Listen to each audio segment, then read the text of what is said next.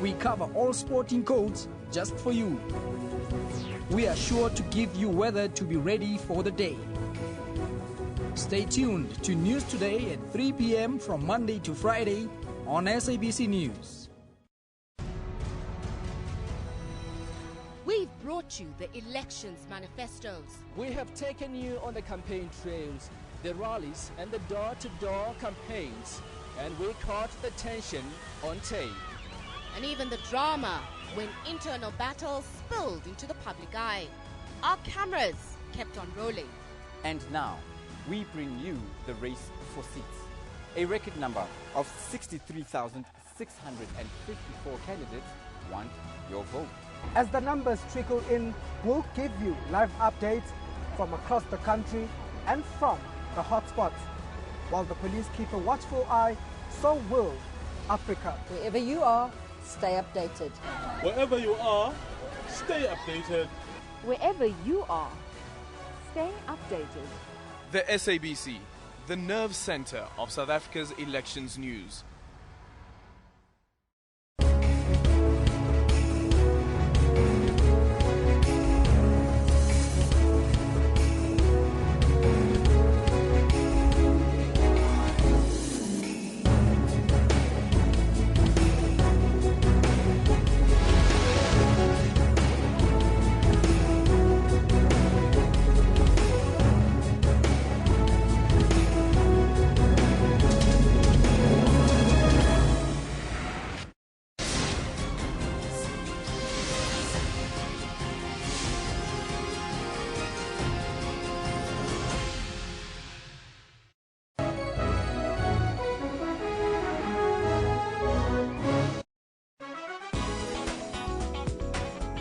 The cotton field story is being told through patchwork by artists to celebrate the diaspora in America.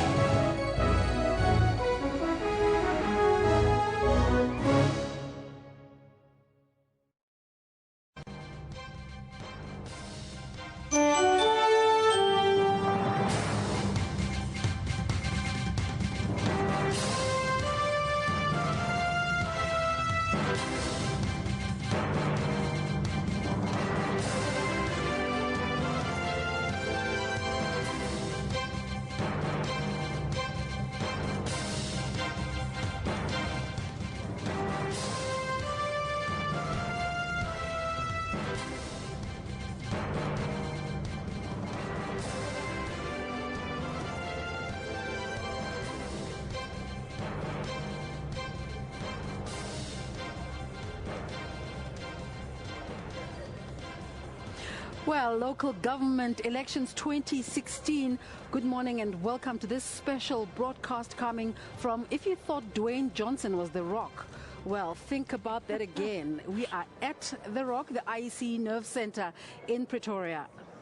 A very good morning to our viewers on terrestrial television, SABC2, of course. Yes, we're at The Rock, and this is a rolling broadcast to SABC News. We're going, well, 24/7 at the moment. You see us on screen all the time. That's because we're trying to make sense of what is happening during municipal election 2016. Absolutely. It's that nail-biting time where there are frustrations because the numbers are starting to come in, but we can't yet make a formal picture. Yeah, the interesting thing is the CSIR here in South Africa, they've got a model that they're putting forward on the SABC elections website. You can look at their projections, rather. They've been fairly accurate since about 5 a.m. this morning with what they're projecting in areas like Gauteng, Nelson Mandela Bay and the like, where it's very tight, one has to say. As you can see there on the screen, the parties and how they're faring nationwide, and we'll be spending the broadcast trying to break up the wards for you, the different wards, the movements that have happened, where the parties have gone up and where they've lost support, and that's what we'll be unpacking throughout the broadcast. Yes, it feels a little bit like the day after the night before, at municipal elections 2016. Of course, the counting is well underway.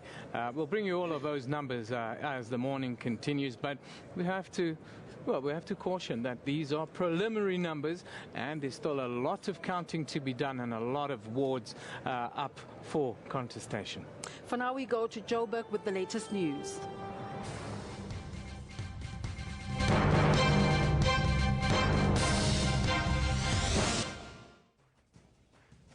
Congratulations to all South Africans who voted yesterday in the local government elections. Today is Thursday, the 4th of August 2016, as counting continues, and we will bring you the latest updates. But to all of you now, Jumbo Africa, and a very warm welcome to SABC News, Channel 404. This is Newsroom. I'm Elvis Preston. I'll be with you until 12 o'clock. Our team, as you've just witnessed, they're at the Rock in Pretoria. Desiree and Eben will bring you the latest from there. Today we focus on a very important story, and that is the elections and, of course, all the counting that's currently happening. We're asking you that very important question. We're asking you, what do you make of the results thus far? You've seen some of the results being portrayed on the screen, and we'll bring you some more of those a little bit later. Keep us updated and let us know on the Twitter feed at SABC Newsroom, as well as on our Facebook page. But right now, let's take a look at your headlines. Over 45% of the local government results counted, and the ANC is leading nationally, followed by the DA and the EFF. The IEC says the situation has returned back to normal at the Gauteng IEC Centre after presiding officers protested. And the sentencing of the woman convicted of kidnapping Zephany Nurse resumes in the Western Cape High Court today.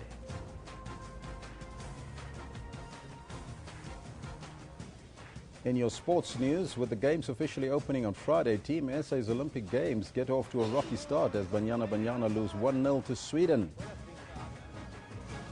We've got to take a chance. I don't think we should just sit around and wait. And fresh from their Tour de France heroics are cycling stars Daryl Impey and Louis Meintjes, who are raring to go come this Saturday. The public in Russia may consider us as the bad guys, but in reality, it should not be so. And the Court of Arbitration for Sport stresses they are not the bad guys as they dismiss another appeal by the Russian athletes. Now, those are all your headlines, but let's now get to our first top story this morning. With over 45% of the votes counted for the municipal polls nationally, the ANC is leading the race with over 51% of the vote. The DA has over 30% and the EFF is trailing at 6.6%. The ANC's control of Gauteng's three big metros is said to be seriously under threat, with the results so far showing the Democratic Alliance in the lead in Tshwane, in Johannesburg and Ekurhuleni. The EFF currently occupies third spot in all the three metros. Scores of presiding officers earlier stage of protests at the IEC's Provincial Centre in Auckland Park in Johannesburg. Now they accuse the IEC of delaying the verification process. Our reporter Griselda Lua spoke to some of the IEC presiding officers. Chaos has just broken out. Most of the presiding officers were here saying they've been here for several hours now, and they're not being attended to the IEC. You can see most of them are walking out here at the moment. If we can ask our cameras to just come a bit closer here and speak to some of these presiding officers on what the challenges are. Sisi, kunjani mama? Oh, all right. We'll speak to some of the other individuals as well who've been here for several hours, who are saying that they are sick and tired of waiting here now, and they're not getting the kind of assistance that they need from the IEC. Baba, you are one of those who's been chanting songs inside the centre. What exactly is the challenge? The challenge is that these people are not giving us sufficient time in terms of submitting our results. And at the end of the day, they kept us in a cold place, whereas they are not looking after us. It's been long. People, they need to go to work. Some, while they are our elders, they can't even stand for long, and they are not catered for good services in terms of them. And then now, what is happening? They just deployed that young lady who came and made jokes to us, whereas we need freedom. We are still in slavery. This is what we are saying. You can see even the system that we are using to do what? To liberate ourselves. We're still using papers. We still have long queues. We still have a lot of things that are not in place. This is our problem. And the challenge is that IEC, even for now, whatever that is happening here, we're just seeing people having such long movements and everything for such a long day. And we don't want to wait long here. Let's speak to some other presiding officers as well, Sisi. You've been here for exactly how long? Most are saying 14 hours, 15 hours. I see now the others are throwing some of the results on the stage there. It's been a long day for us yesterday. We were at the station for a long day. We had to sit down and count the votes. I mean, we arrived at the station at 5 o'clock to set up the station. We've been there for a very long day. We were on our feet. And the next thing, when we were told to come here, I've been here since 1 o'clock. And I've been sitting, I've been taken from one seat to the other. And the next thing is there is no clarity. SABC, actually, IEC is not giving us any clarity as to what is going to take place. You are being told, sit here, move from here and go there. You submit your diary. I've been sitting since 2-something, from 2 o'clock onwards. And I mean, right now it's 6 o'clock and I've been waiting. I don't get any results. Nobody's saying anything. And the next thing, we are being given another excuse. He says that it's satisfied that this morning's protest at the results centre here in Auckland Park in Johannesburg has not compromised the vote counting in the municipal elections. The IEC says that the situation has now returned to normal in the centre. Moving on. The results slip are transported in a tamper evident bag. So even if they were thrown on the stage, they would have been intact because they are contained in a bag. Those who may have taken result slips are opening themselves up for criminal charges being laid against them. Personally, I've not witnessed anyone leaving with the result slip. Angry as they were also reasonable when we asked them to hand over the result slips, and they saw obliged. Do you think that the IEC was well prepared to deal, I guess, with the magnitude of this? Because most of them, we sense the frustration is that they'd been waiting here for too long, of course taking into account that they'd been at polling stations quite early as well. So much of that frustration seems to stem from fatigue and the fact that some of them actually need to report for other duties at their respective workplaces this morning. Were you prepared at all? Do you think that was adequate? We were well prepared. As I said, the incidents were triggered by persons who, the majority of whom, had result slips or diaries that were not completed properly, meaning all peremptory entries were not entered into those diaries. That's why there was a separate area where people would be referred to say, go sit over there and correct the entries on your diary. For those who came with proper diaries and result slip, the process was not as long, and by the time that this started, we had accounted for the majority of the results in the city of Johannesburg. The African National Congress's control of Gauteng's 3 big metros is facing serious challenges, with the results so far showing the Democratic Alliance in the lead in Tshwane, Johannesburg and Ekurhuleni. With 50% of the votes already counted at the IEC Election Results Centre in Pretoria, the ANC is leading nationally. The focus is now on the 3 big metros in Gauteng, but the picture is likely to change as the day progresses and more results are coming through. With Gauteng, we project that there will not be an outright winner, a majority winner.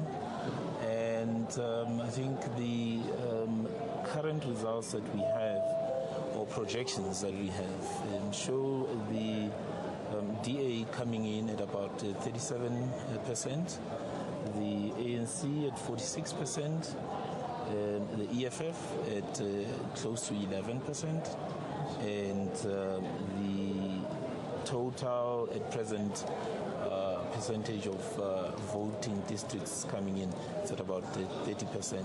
So with 30% having counted, the projections are that ANC will get 46%. All right, so chunk that down to Johannesburg, Ekurhuleni and Tshwane, because that's what people want to know, don't they?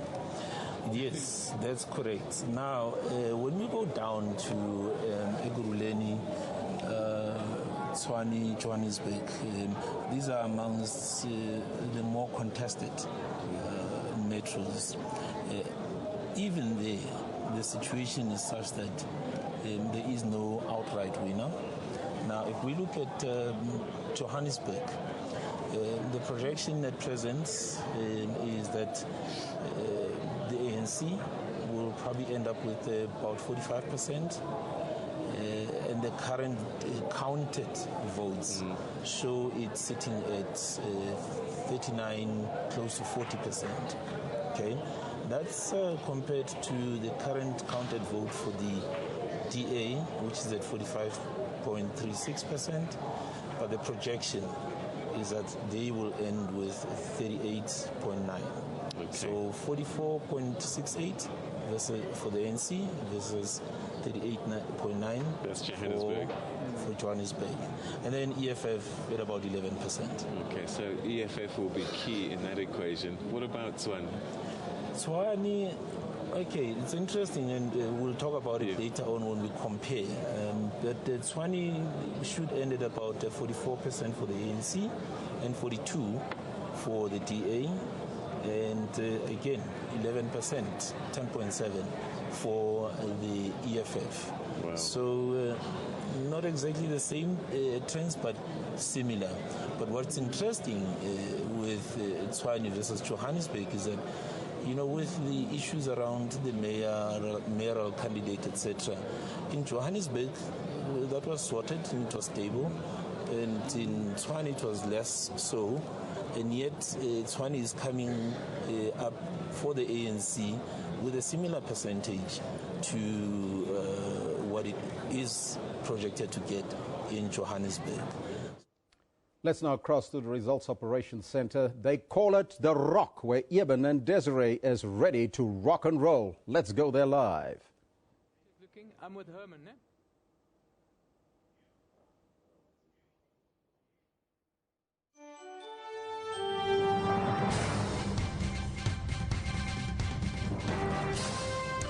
Welcome back, and thanks for staying with us. And we continue to provide our rolling broadcast of the elections. The Eastern Cape, very interesting, big battle for Nelson Mandela Bay Metro. And we're now going through to Tammy Dixon, who is at the Provincial IEC Centre in East London. Tammy, what's the latest on your front? Well, Desiree, thank you very much, and good morning.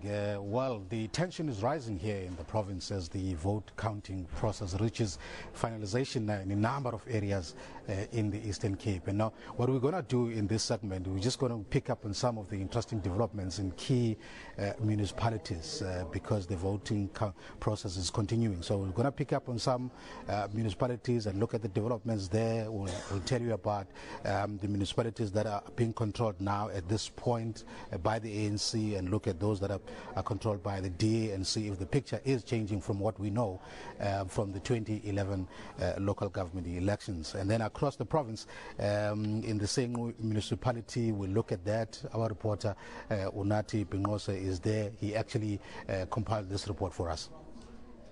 Viewers, you are coming to us live from a rather very chilly Sterkspruit. As you possibly can see, the snow up in the mountains. It has been very freezing here, but I can tell you that the contest for the control of this municipality has been anything but cold.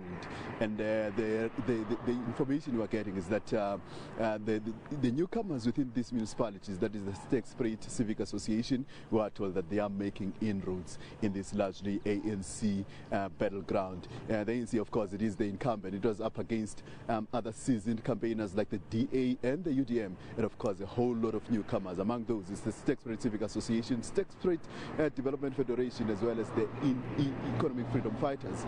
But we know the background of the Sterkspruit Civic Association. They were the ones that were calling for a standalone municipality for this small town of Sterkspruit, and of course it seems as though a lot of people have actually supported their cause, and they have actually put their trust in them. And I can tell you that the town is still very, very sleepy at this moment, but I'm sure people are anxiously awaiting to find out who will be governing this small municipality for the next 5 years. And it's just a matter of time before the sun rises behind those mountains, and I'm sure by the time it sits, it will be a lot clear as to who will be in charge of these municipalities and how many seats the newcomers will be able to garner going forward, and make sure that their voice is heard and their plight, their calls for a better service delivery, particularly for the town of Stegspruit, are heard. We are told that Stegspruit is by far the biggest in terms of wards in this small municipality of Singu. We are told that out of 19 wards here, no less than 14 of them are right here at Stegspruit, meaning that whoever wins this, whoever gains the majority of those wards will be in with a better chance of actually controlling this small municipality and of course having a louder voice in the bigger scheme of things going forward. But it's still early days. We will know at around noon. I'm sure it will be a lot clearer as to who will be in charge of these municipalities, but I can assure you that the ruling party is still the one that is leading here. But we are told that the Stegspruit Civic Association is also not being left behind, and they will make sure that their voice is also heard within the Singu Municipal Council. All right, thank you very much, Unati, there in Stegspruit. Very interesting developments there.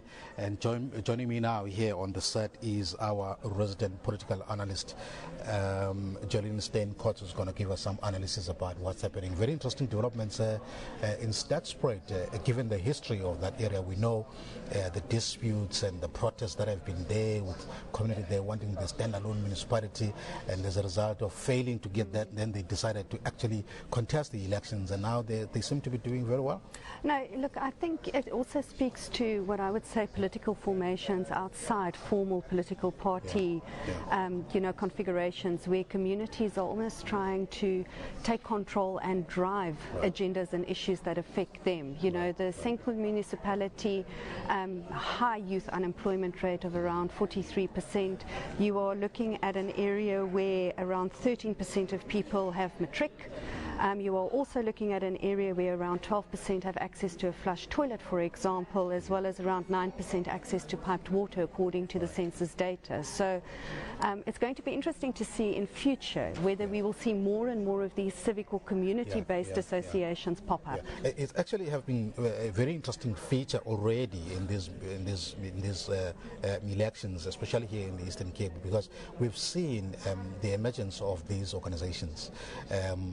Even in Mthatha, I know there's been one. They're coming up, which to me, I don't know whether it talks about them losing trust in the traditional political parties that already exist, and then they decide to go on their own to contest the elections. Well, it could potentially be, but it could also point to maybe a sense that political parties aren't able to effectively deal with bread and butter issues that affect those particular communities specifically. Yeah. Now, looking at the province generally, we're now standing just over 60% of the votes that have been counted. The picture, when you look at it, is it changing from what we know, which transpired from the 2011 local government elections? Well, yes and no. At this point, yeah. You know, we've seen, of course, mergers of areas, Bavians, Ikwezi, Kambadu, for example, and we know that the DA controlled the Bavians, so the jury is still out. We're still waiting for that result. The DA, of course, has taken the Kocha municipality, and it's interesting because we have almost seen at every election, you know, that the DA, especially in the western part of the Eastern Cape, you know, almost rising, and could potentially in future become a formidable opponent within those areas. But in the past, the DA has had actually only one municipality in the province, which was the Bavians. Yes, yeah. So that picture isn't changing like drastically from where we're standing right now. Not yet. Yes. You know, DA is now controlling one municipality, but not the municipality it had controlled. We are still waiting for that result. And currently, where does the ANC stand? I see on the system there that that it already has a control of 4 councils already from the votes that have been counted? The ANC took your Sunday's River Council, the Blue Crane Council, as well as the Kokoma Council. But again, what is interesting there is that, we've seen the ANC coming in with 71% in Sundays, for example, compared to a 78 in 2011. And similarly with Blue Crane, the ANC coming in with 60 compared to 65 in 2011. So we are seeing these, slight fluctuations. But because the ANC is such a dominant force, those drops in percentages do not seem to affect its ability to retain those councils. Right. Is ANC under threat in any way in all these municipalities, except of course from the Nelson Mandela Bay? Looking at whether there's a threat to the dominance or hegemony of the ANC, one would say not right now. But in the same breath, one needs to add as well that the DA has also grown slightly in these areas, ranging between 2 to 4%, which also seems to track with previous elections, where the DA starts gaining, smaller percentages with every election. Right. Now, when you look at the Nelson Mandela Metro, I mean, the votes there, I think we're approaching 50% now, and it doesn't look good for the ANC there. Is it still early to worry? It's way too early to speculate. At my last check, which admittedly was very early this morning, I saw that voting districts that were controlled by either the ANC or the DA, were still controlled by either the ANC or the DA. But I did note that, for example, in some ANC-controlled voting districts, there were declines of around 9%, and for the DA, there was an increase of around 5%. Okay, thank you very much, Jolene. And talking about the Nelson Mandela Metro, our reporter, Ivu Port, is standing by to give us an update in terms of what has transpired so far at that side of the province. Good morning, Ivu. Morning, Tammy. Give us the latest. Where you at? Well, Tammy, we're still here at the counting station where the IEC is. Currently still, the Democratic Alliance is leading with about 56%. However, we have spoken to Crosby Bagdela about an hour ago when he was still around to speak to the media, saying that here within the Nelson Mandela Bay, they still have to count about 6 voting stations, and it's vast areas like your Motherwell and Summerstrand that are included in those 6 areas. But, right here within the counting station, there are the different political parties, and we're just going to ask them, how they're feeling this morning. It's been a very, very long night. As you can see at the back there is the DA mayoral candidate, Ethel Trollip. Good morning, ladies, and how are you feeling this morning? We're feeling fine, thank you. It's been a very long night, and how are you feeling from last night? Well, I think what we need right now is just to get to bed and sleep right now. But we're very positive about the results coming through. And excited, yeah. Right, and the new kid on the block right here within the Nelson Mandela Bay Metro, and obviously nationally, is the AFF. We're just going to ask how they're also feeling. It's been a very long night. I don't think this gentleman has actually closed his eyes. How are you feeling, Tata Uziva and Janam Chanjaksas? Sidinwe kakhulu sisi khange sibuditha ubuthongo, but ke we're in the game. Singathi nisenethemba? Kakhulu sinethemba njengoba ivotes ziqhubekeka zibalwa, inani lethu liyenyuka, sinethemba kakhulu. Kakhulu. And lastly, at this section of the table, we have the ANC, which is currently the ruling party. Mama Singathi niziva njani? Sisonwabile thina and sawuhlala sizilinda lezi result because siyasifuna sisebenze nzima for ukuthi basiphume ne result asingcamanga tu sithe chu. Well, there we go, Tammy, we've heard it. They aren't in much of a rush, saying that it's too early to conclude exactly who's going to take over the metro. But everyone, is in high spirits and in high hopes. The mood looks a bit somber, but everyone still has a lot of hope. But for now, it's back to you guys in studio. Well, thank you very much. If you are a reporter there at the Nelson Mandela Metro, all eyes are indeed on that metro. It's going to be interesting how things develop that side, Jolene, as from this afternoon. But I just want to check with you the emergence of the EFF. It seems, by all accounts, if you look at the results that are coming through at this point, it seems to be doing extremely well compared to the traditional political parties that have already been in existence, given that it's the first time that it's taking part in these local government elections? definitely. You know, I think there's also, you know, a lot of interest in the EFF, given, you know, its leaders, some of the narrative, the rhetoric, and so forth. For me, the EFF had played a strategic game within Nelson Mandela Bay. It was almost like they targeted specific areas, so to speak, and then set out to really try and become important political role players within those areas. We know they didn't announce a mayoral candidate, for example, so I also think it's going to be interesting to watch to what extent the EFF then may become a potential kingmaker if no other party can get an outright majority. It doesn't look like it had an ambition to actually win it. I don't think it went to this with that attitude that it wants to win it. Maybe it's because it knew that there's another role that it can actually play if the battle between the ANC and the DA, you know what I mean, gets to a point that it needs a decider. Yeah, but it's also, I think in 2014 we saw a similar strategy here in the Eastern Cape, where the EFF had targeted specific areas, especially within rural Eastern Cape. So it almost seems to be a continuation of that particular strategy. Right. Now, when you look at the DA now, obviously, I mean, it's leading. The viewers just told us now that it's actually leading in the Nelson Mandela Metro there. What would you attribute this to?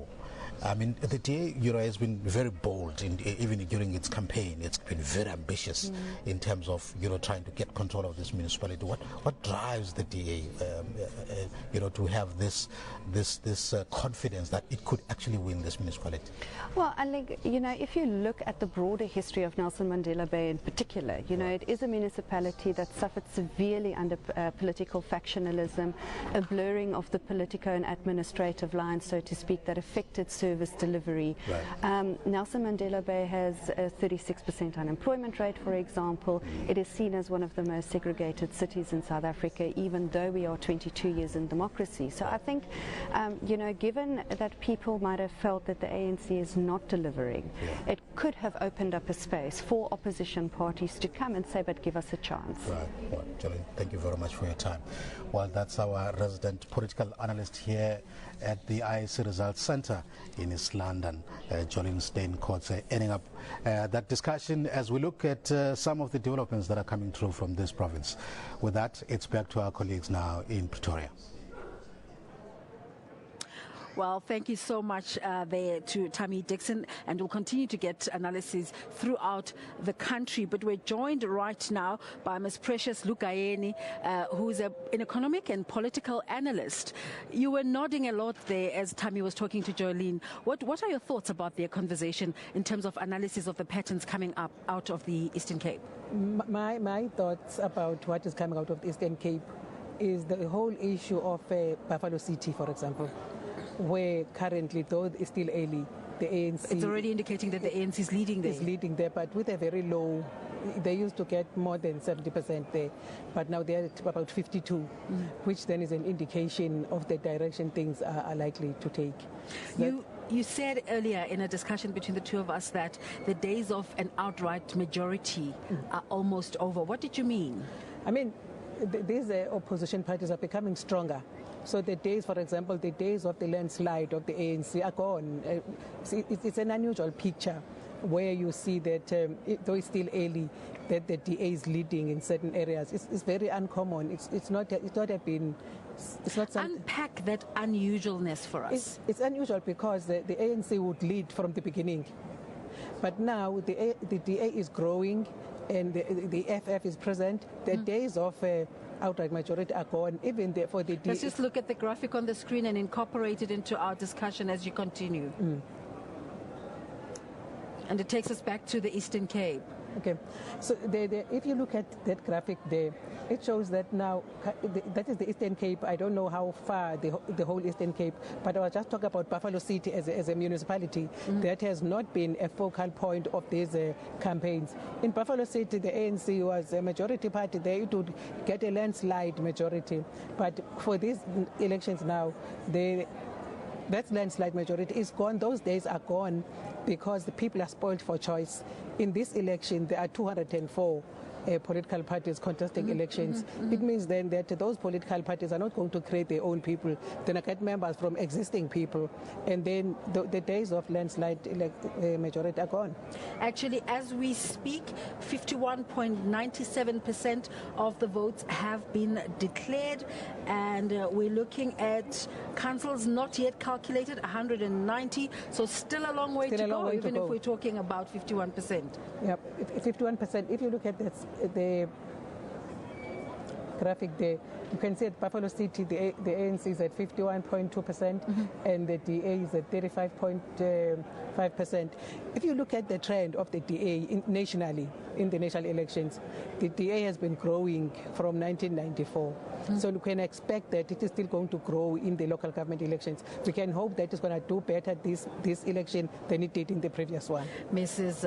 Precious Lugayeni will continue to have a conversation with her. But for now, let's join up with my colleague who's on the floor. Eben, you're talking to the Independent Electoral Commission about the events at the Gauteng office. Yeah, there's a lot of issues, as you can imagine. I just want to put your attention on the board. 11,387 of the voting districts are now completed. If you have a look there, it means we're halfway. But there have been some issues this morning. Let's take a walk down to the manager, Stuart Murphy, the manager of the IEC Centre here.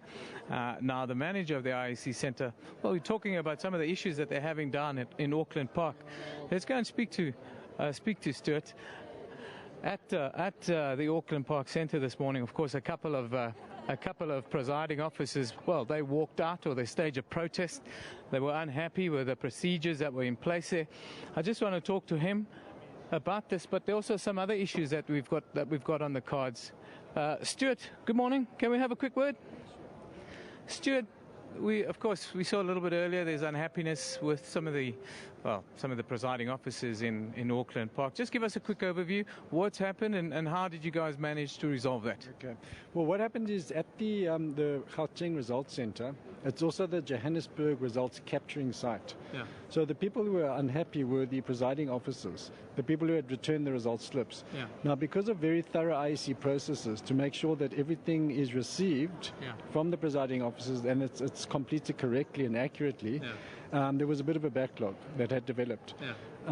So once that backlog had been cleared, then things were resolved and under control.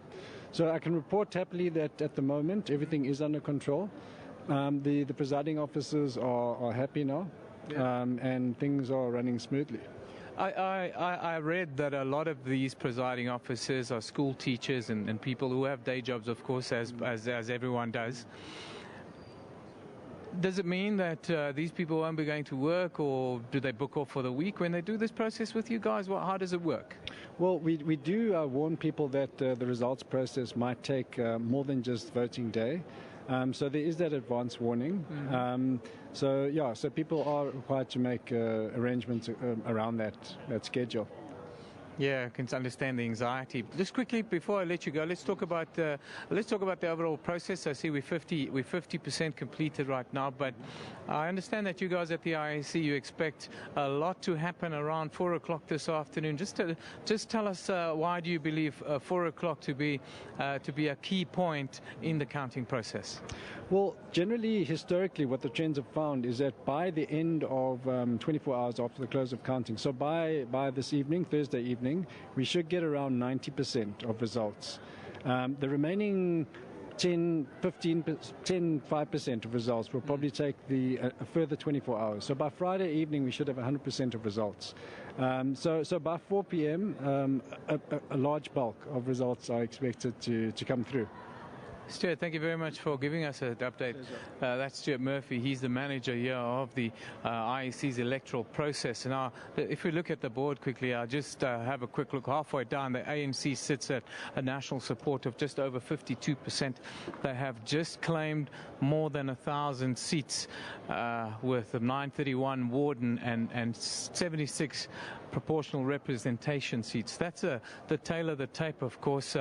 There's still a lot of the urban votes to be completed and declared, and that in itself will have a big bearing on how the matters proceed. Of course, the CSIR, they have it too close to call at the moment.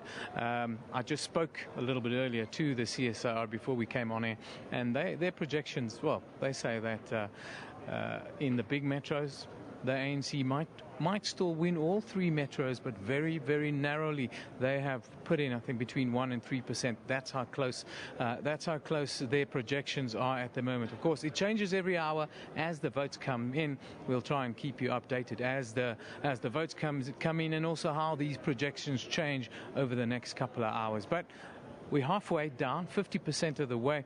The IEC just pointed out that, well, by this afternoon, we'll take a big step forward in the counting process, and we hope to be completed 100% by tomorrow afternoon. But let's go back to Des in the studio now. If you would like to further interrogate that CSIR model, go to elections.sabc.co.za and you will be able to get the full detail of their predictions and how close they are to what the real picture is really looking like. 213 councils and total controlled councils 22 that have come up, and the ANC leading with 17 of those and the DA 5. And the numbers will continue to come in as the day unfolds. Let's hand over to Ayanda Mhlongo now. She's at the IEC Center in Durban.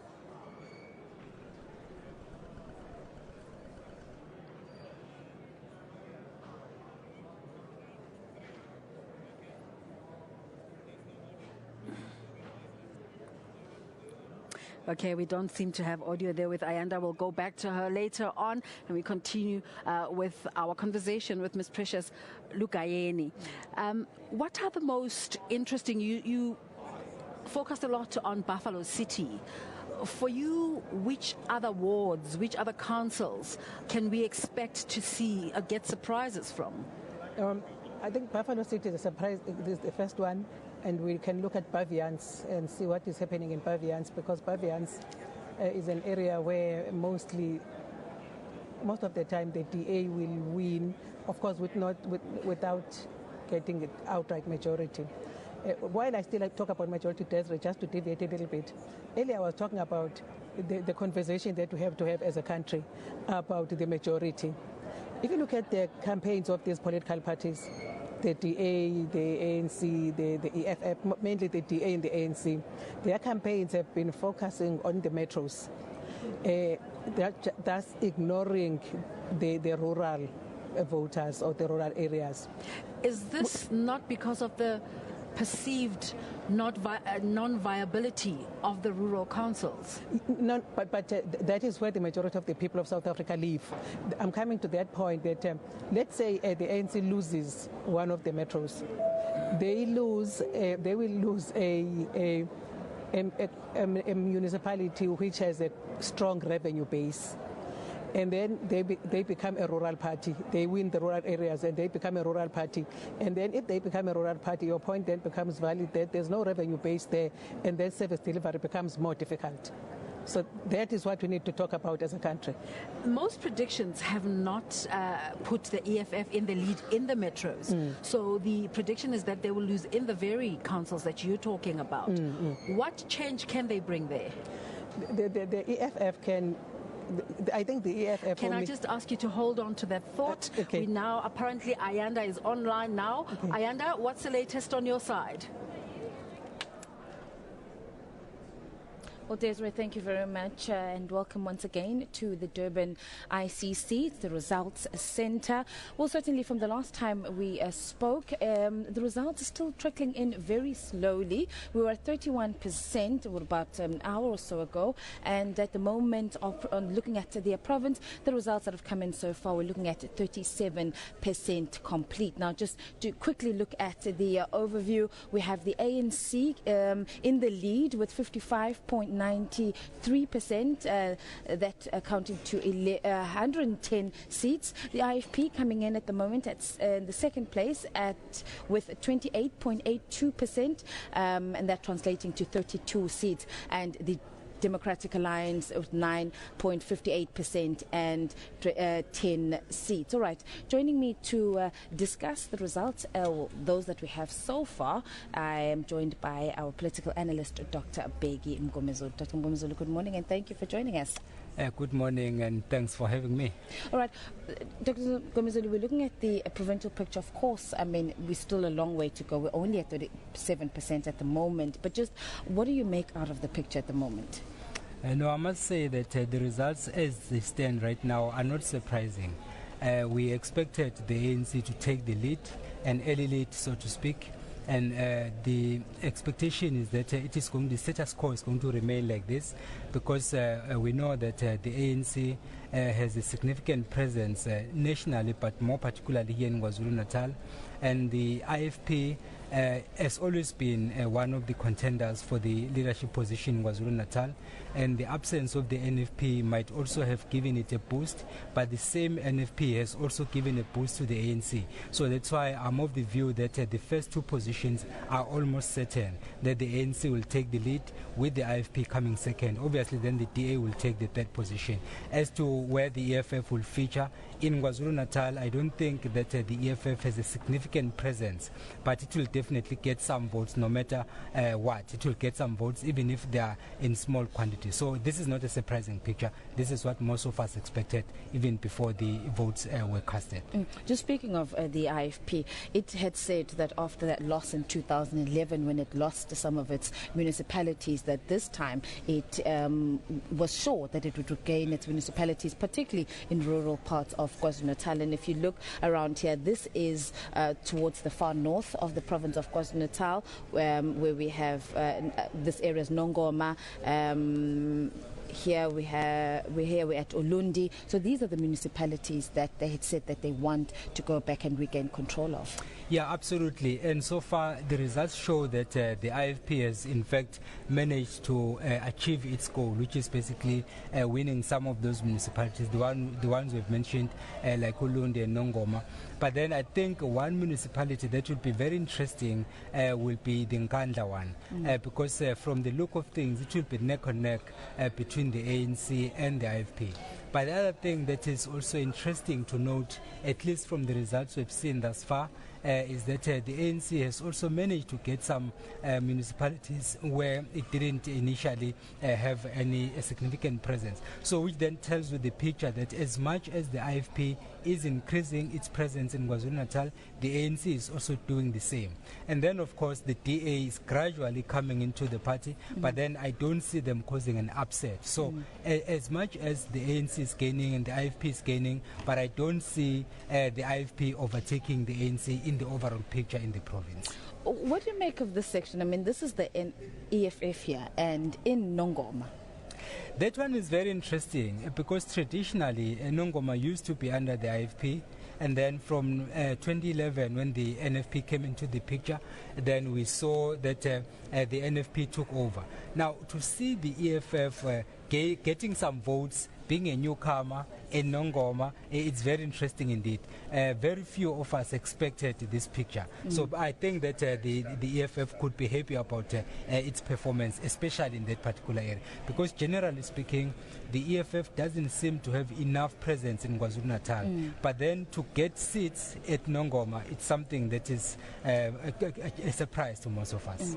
Remember when we started, that was just before the special votes, the NFP saying in parts of Edumbe and Nongoma that they would have endorsed the Democratic Alliance. But we're not seeing really at the moment, well, we will sort of get more as more results come through, how much the Democratic Alliance has been able to benefit from that. But you're also saying, Dr. Mgomezulu, that it's one thing the leaders making a call, but when the actual person gets to the ballot, they could change and vote for someone else. Yeah, absolutely. I think that the NFP vote has been up for grabs by all political parties, and each party has been using a different strategy. The ANC counted on the fact that after the 2011 municipal election, there was a coalition government in 19 hung municipalities across KwaZulu-Natal. So then what the ANC leadership did was to go straight to the NFP leadership to strike a deal that the NFP is going to vote with the ANC. But then the other political parties did not just fold their arms and sit back. we saw the IFP going straight to the voters themselves, and then we saw the DA doing the same thing. We saw the EFF also doing the same thing. I think one of the reasons why maybe the EFF is even getting some seats is because there's been a significant increase in the number of youths that have participated in this election. And we know for sure that parties like the DA and the EFF have been appealing to the youth. So one may say that this might have had an impact. But then secondly, the other thing which the EFF has done is what we usually refer to as political rhetoric. And when it comes to voting, issues of substance don't matter until after the elections. So on the build-up to the election, you make sure that you attract as many people as possible. And then, of course, once you are afforded an opportunity to lead a municipality, then reality sinks in. So for now, I think that that could be the explanation why the EFF is getting some seats. And then the IFP, of course, it is counting on its traditional support base and also gaining some voters from the NFP. All right, Dr. Mngomezulu, we'll leave it there. Thank you very much for your time. We will be chatting with you again later on in the day. We're still yet to come to the eThekwini Metro, which is going to be quite interesting when those results come through. Dr. Mngomezulu, thank you very much for your time. Right now, yesterday we had a very special visit here at the centre, or the IEC officials. That was the first IEC chairperson, Dr. Brigalia Bauman. Let's take a look at what she had to say. I think that it is really the greatest surprise of my own life. I could not believe when I was reading and when I was looking on television a number of things that have happened that are very, very exciting. One of them is the number of South Africans who have registered. If you look at the people of this province who have registered and the increase of the voting stations that are almost 5,000 in a place like KwaZulu-Natal. And it's a challenge here because this province, like the others, probably not all of them, you have large communities of rural areas. And it means that the elections are reaching many, many South Africans, even in areas where it is not always easy to do that. I think that is the greatest achievement. The second exciting thing about our democracy and about this country in particular is the number of independent. This is a new phenomenon. It's an exciting thing for that because in the beginning, many of us were new into democracy. We didn't understand how you become independent. What does that mean? Do you just go on your own?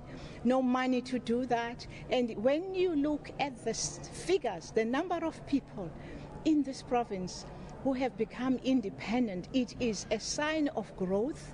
It is a sign that people are now ready to decide about the leaders they want, and they are in a position to get people who are going to account to them.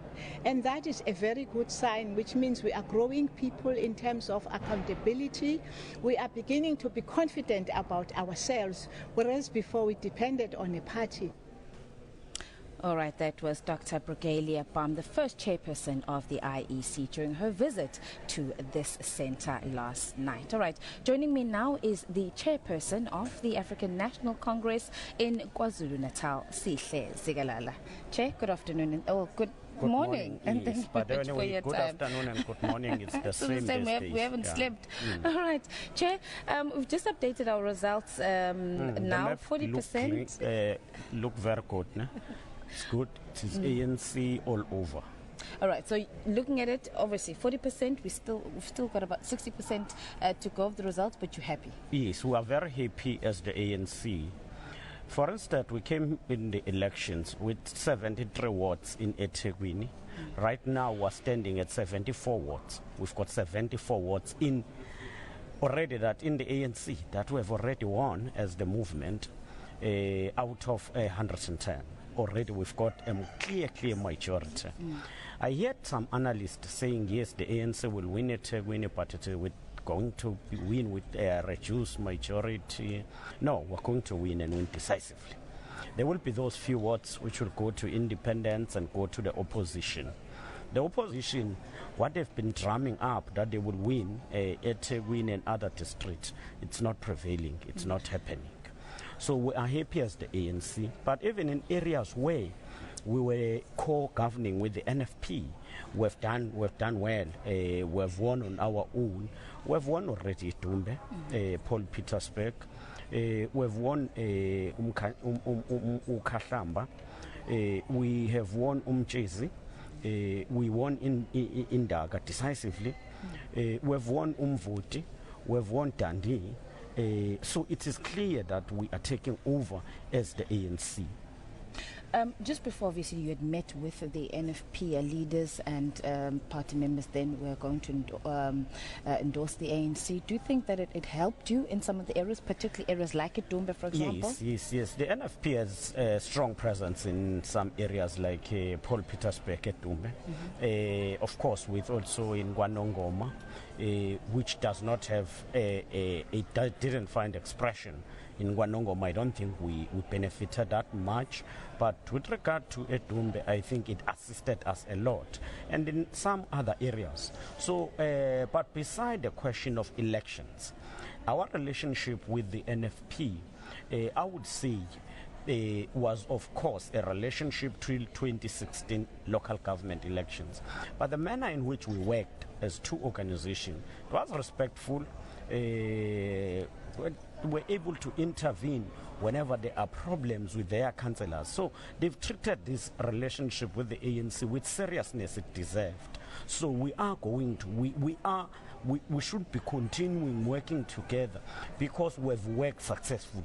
We've managed to work together successfully. And Chair, you had also campaigned very vigorously in municipalities and rural parts of KwaZulu-Natal, particularly in the north. Are you satisfied, and have you made enough inroads in those areas? We have made quite inroads. If you will take Zululand, 3 of the municipalities, we've already won those 3. We've won Upongolo, we've won Edumbe, we've won Vryheid, Abakulus. We are behind in Gwanongoma and Ulundi, understandable. So the work we've done is yielding results, and positive results for that matter. All right, Chair. Thank you very much for joining us. Thank you very much for your time. Chairperson of the ANC in KwaZulu-Natal, Sihle Mzigalala. Of course, we will continue throughout the day to give you the latest results from the province of KwaZulu-Natal. And later to come, we will focus on the metro as soon as we get those results. For now, let's take it back to Pretoria.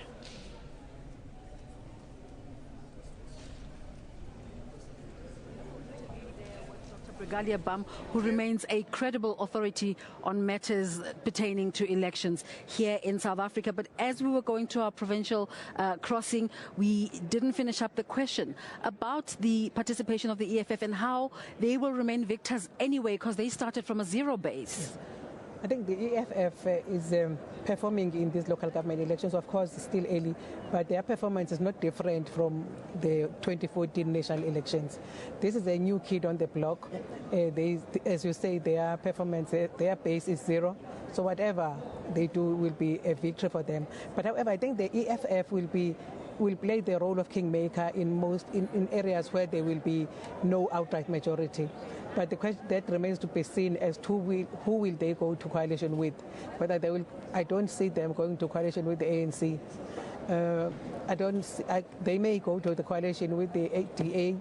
However, also whether that coalition will be productive. You will recall, Desiree, that coalitions have not done well in South Africa. They don't do well. Most of the time, these parties spend time destroying each other. And it's 10 o'clock. Precious Lugayeni, thank you so much for your inputs. Elvis Preslin is standing by in the Johannesburg studio with the latest news.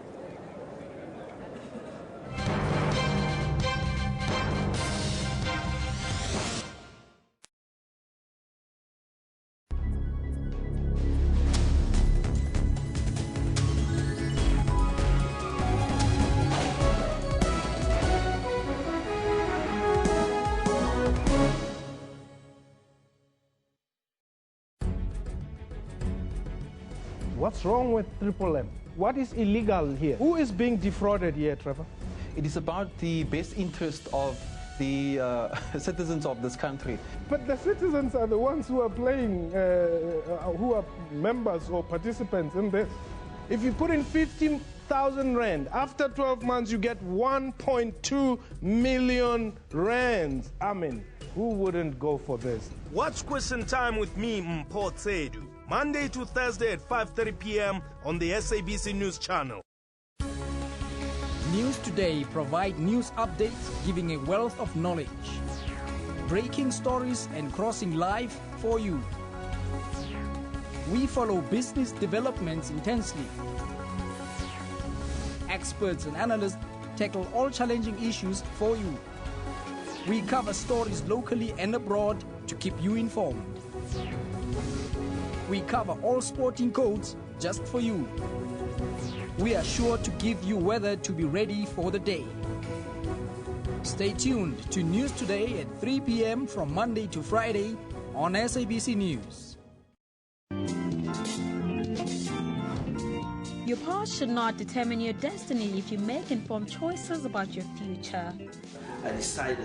I made a choice to leave the drugs, stop selling drugs, and going back to school.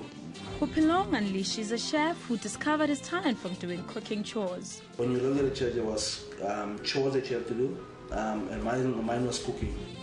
Our own chef made an excellent presentation when his recipe was chosen for MasterChef. I've been to more than 10 countries, and there was always someone paying for my plane ticket, someone see the potential in me. For uplifting stories, join Puleng Mulibati every Friday at 17:30.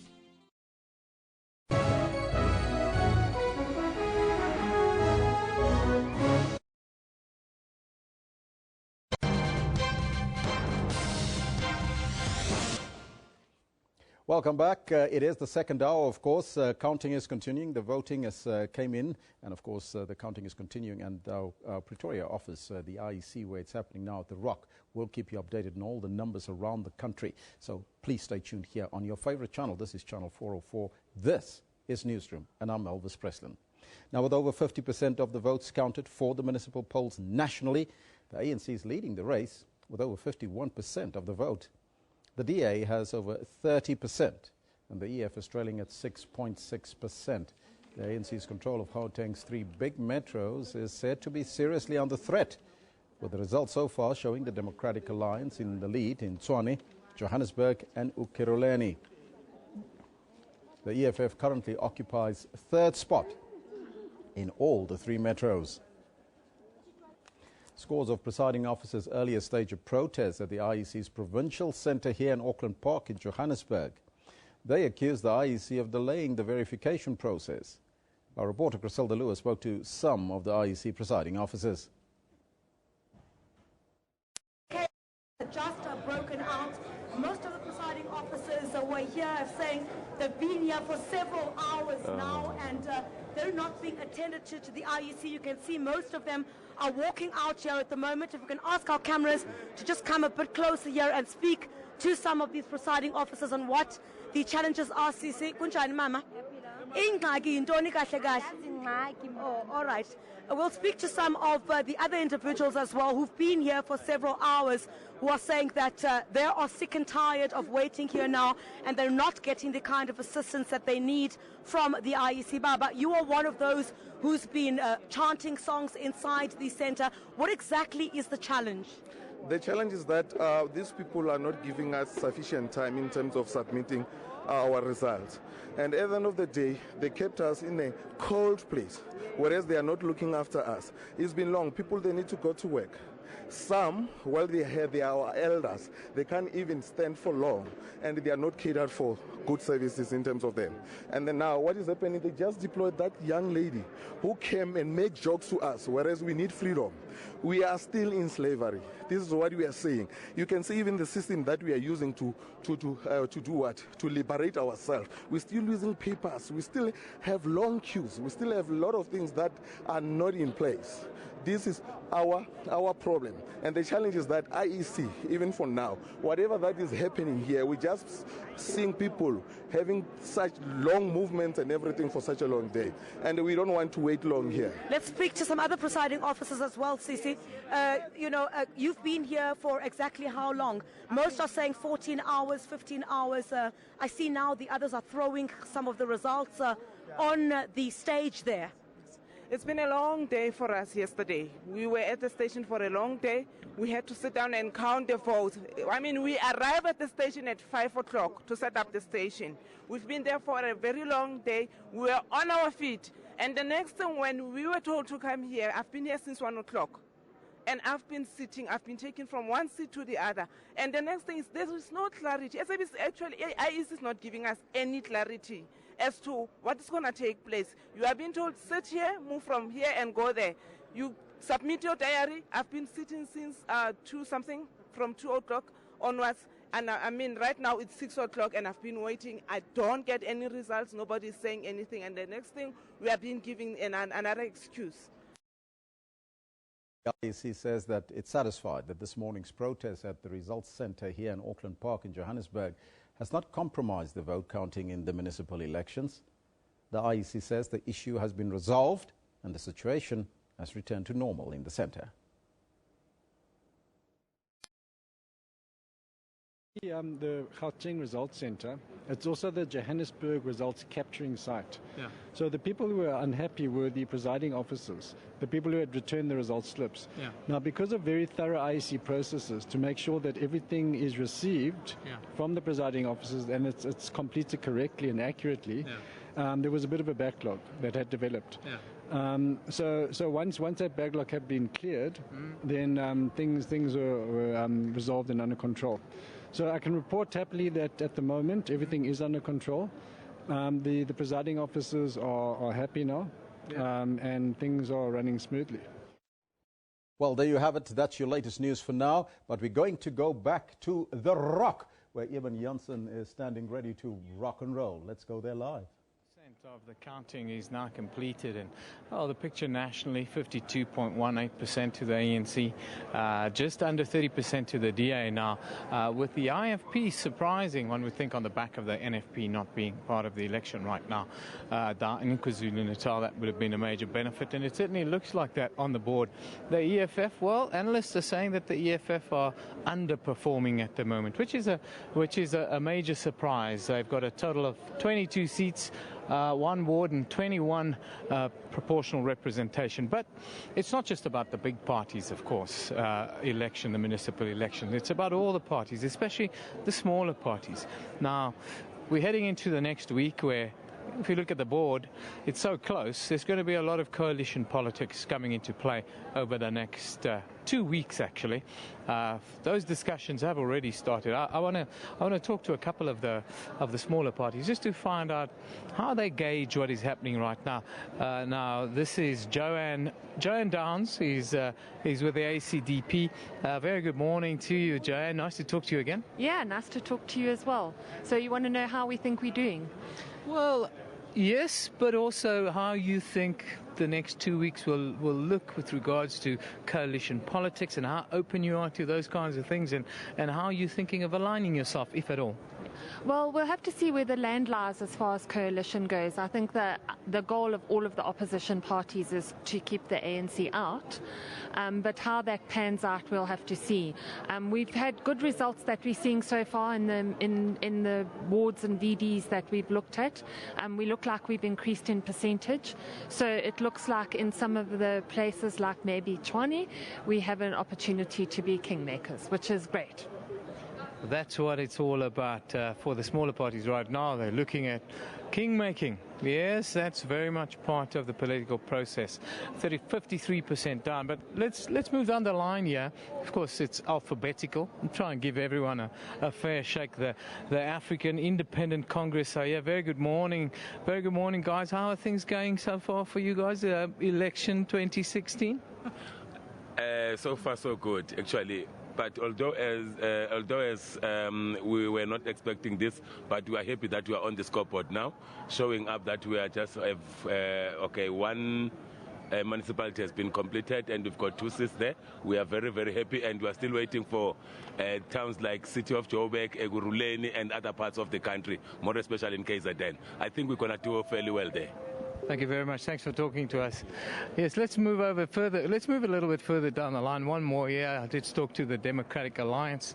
It's been a long night. How are you doing? Yeah, we're very pleased with our growth so far. We've retained Cape Town with an increased majority. We've also retained Midval. We have also won a municipality, Gauteng municipality of the ANC. So we're very pleased with the results, but we're anxiously awaiting the big results, which is Nelson Mandela Bay, Tshwane and Johannesburg. I spoke to the CSIR before coming on air a little bit earlier, and they're talking about it's going to be within 1 and 3 points in all of these metros.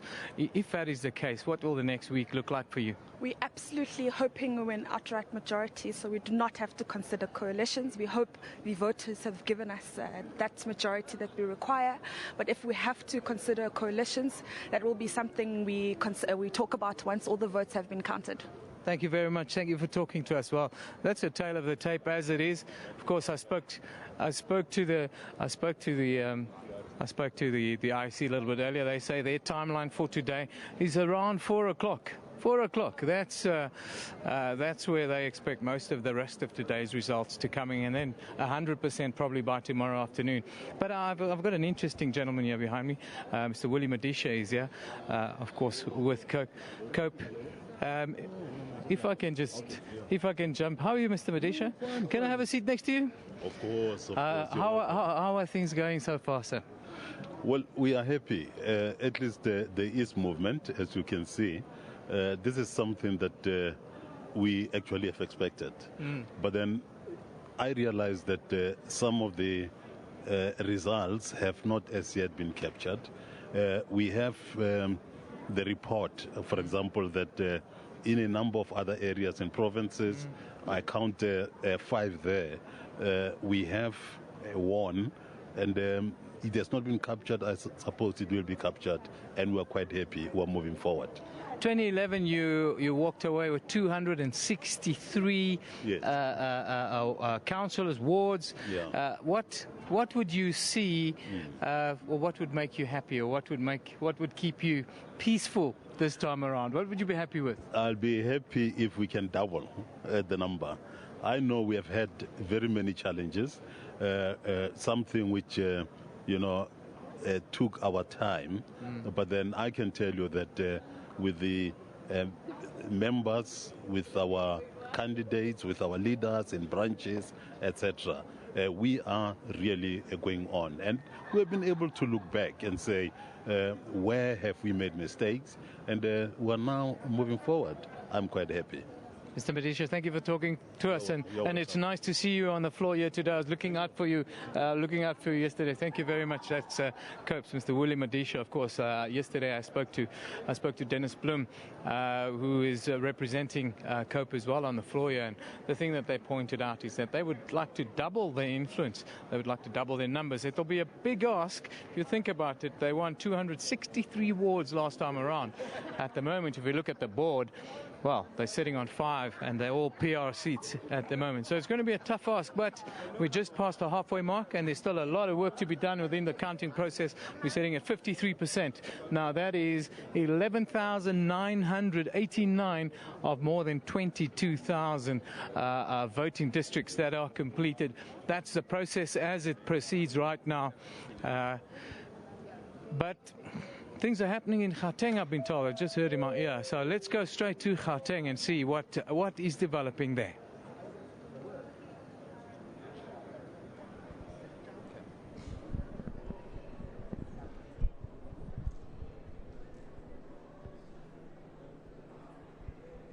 Hi, Simpiwe.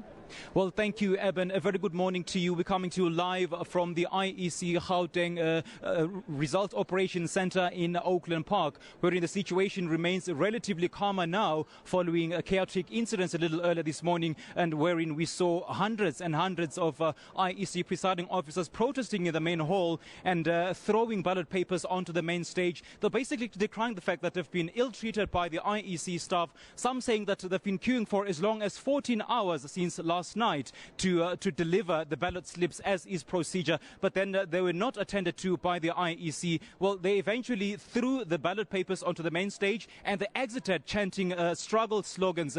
And the question remained, would the Gauteng vote be credible given the fact that, given the manner that the ballot were thrown on the main stage? Well, Mr. Shiburi, the IEC regional or provincial chair, did assure us that the ballot came in a tamper-proof bag, so there's absolutely no way in which they could have been tampered or got lost in the process. Well, my colleague Crisada Louis spoke to the IEC Vice Chairperson Teritselane to talk to us about the whole chaotic incident that took place at the Gauteng IEC Centre and about how the vote counting is progressing generally. Let's take a look. I think appropriate to start, of course, with whether you're satisfied with the explanation that you've been given of what took place here this morning. I'm quite satisfied with the explanation that I was given. I think you've got to understand that here we're dealing with a very big operation. Johannesburg has got greatest number of people registered, and if you go and deal with a project as big as this, of course people are going to be very exhausted, and the people who came here to submit their results, they are just tired. They've been working very, very hard. They've done a professional work and they've handled this process with integrity. And then we understand when people are a little bit dissatisfied with the fact that they are not being attended as quickly as they should have been attended to. They are exhausted, but the situation is currently under control, and then everybody seems to be happy. There have been concerns about some of the results being thrown on the stage just here behind us, and whether those results themselves are quite safe. Speaking, of course, to the integrity of the results of the majority of those presiding officers, which we understand were from Johannesburg. Can you assure perhaps voters that all is still going according to plan? Absolutely. Everything has been secured, and the beauty about our system is that we've got auditors here, and the auditors who are here are also able to look at those results and see as to whether those results reflect the results from the stations and whether everything has gone according to plan. And then they are satisfied. Thus far, we are satisfied. We've got all the information. But for those who, presiding officers, if we've got any query, we've got their contact details, they are loyal to our organization, we will call them and then seek clarity from them. But some of them have been advised to go and rest because they are really, really exhausted. A bit earlier on, there was also some concern about the fact that some of those presiding officers may have left with the results. Are you able to confirm at this stage whether there were indeed some who left, or have all those results been left here? All the results have been accounted for. There is no presiding officer who has left with their results. It would actually be very, very inaccurate and irregular for any presiding officer to leave with the results to their respective homes. They understand their responsibility. They understand that this process has got to be run with integrity, and they would never do anything like that. It certainly has also been quite smooth sailing, for the IEC as well in Gauteng. This is one of the areas that we're really looking to with the highest number, of course, of service delivery protests that we've seen. There were so many, 16,000 police officers that had been deployed. Certainly the IEC and all stakeholders were quite concerned about what perhaps election day would look like. But it seems that all systems were in place and the election got off to quite a smooth start. You're satisfied with that as well? We're quite satisfied. As you correctly say, ahead of these elections, we experienced pockets of instability and violence in certain parts of our country and protests in certain areas. And then we were worried that this were going to have an effect on our processes. But fortunately, they have not had any significant impact on our processes, and we've been able to run this operation with professionalism, with integrity, and then we are satisfied thus far. And we really want to thank our communities that they were part of this process, and they have made us really, really proud that they could go to voting stations in such great numbers and also be able to produce the kind of the results that we have. But certainly there should be room for improvement. There were the minor glitches that we saw, issues relating to tents because of the change of weather that needed to be erected, some ballot papers running out, but speedily being taken to those stations as well. During the special vote, there was an incident in Vereniging as well, and the minor disruptions that we saw, look, we're still in the results phase at this point, but certainly I guess more could be done to address some of those concerns, including the concerns of these presiding officers, to ensure that it doesn't happen again. Absolutely. This organization keeps improving from one election to the other. Immediately after these elections, we are going to get together as an organization, reflect on the processes, try to identify the weaknesses in the system, and introduce new innovations and mechanisms to deal with those weaknesses that would have been identified. The Vice Chair of... that was the IEC Vice Chairperson, Terry Tselane, giving us his reaction on the chaotic scenes that unfolded a little earlier in Auckland Park at the IEC Results Operations Centre. Well, as I mentioned earlier, the situation remains relatively calm, and I see IEC officials going about their businesses, counting and verifying the votes. And on my right, I see political party agents observing the proceedings as the votes start trickling in. Well, my colleague Griselda Lewis is now joined by political analyst Joe Mavuso to take us through the numbers as the votes start trickling in. Griselda? Well, thank you very much to my colleague Simpiwe Ngongwane there on the floor, giving us all the latest.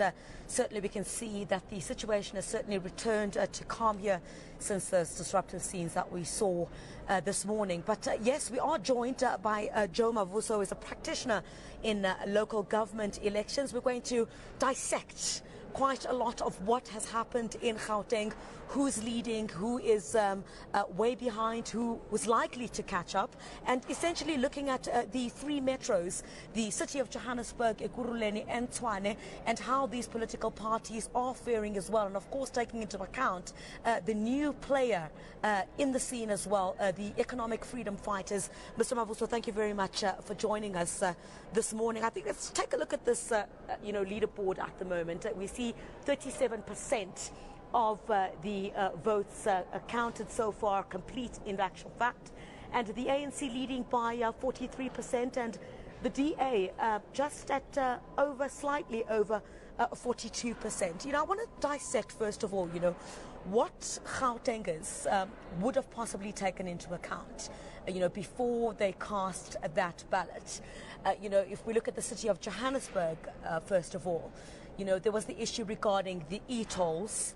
There had been a billing crisis. That seemed to have been sorted out. Are just those some of the issues that may have come into play if we look at what the leaderboard is telling us at this point? Good morning. Yes, there was the national narrative that began to lead the road for these elections. And even in Gauteng, they're beginning to buy into that.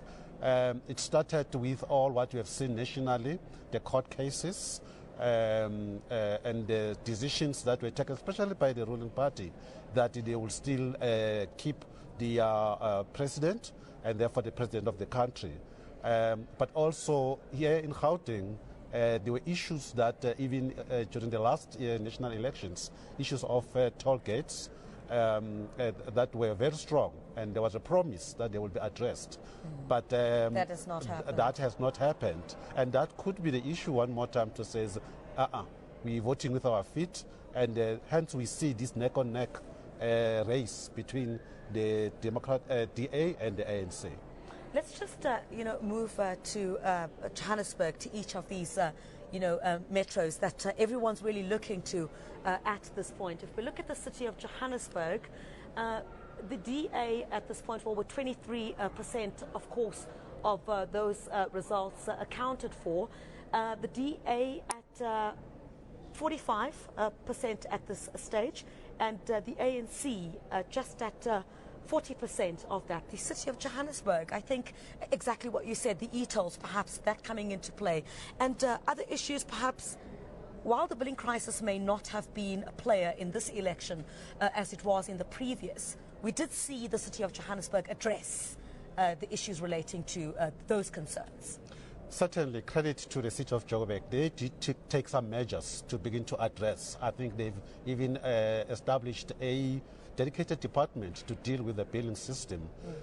Even though in Gauteng, between city of Tshwane and Joburg, there is also a pressure group or organization that allows the citizens to bring their billing queries yes, to them, and therefore maybe they are being handled and settled in that way.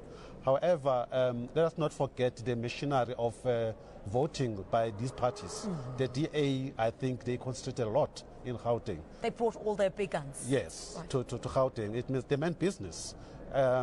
You look at the Midval, yes, where the ANC was determined to begin to unsettle. Let's just take a look at the Midval at this point. You know, of course, you know, it's been the only DA-run municipality since 2006, and you know, the ANC would certainly want to show some power in getting it back. But what we're seeing at this point is, you know, 56, close to 56% for the DA, which is leading there, and the ANC at 32%. So it doesn't look like there's been much of a change there. We saw a number of service delivery protests that took place in that area in the run-up to this election as early as last month.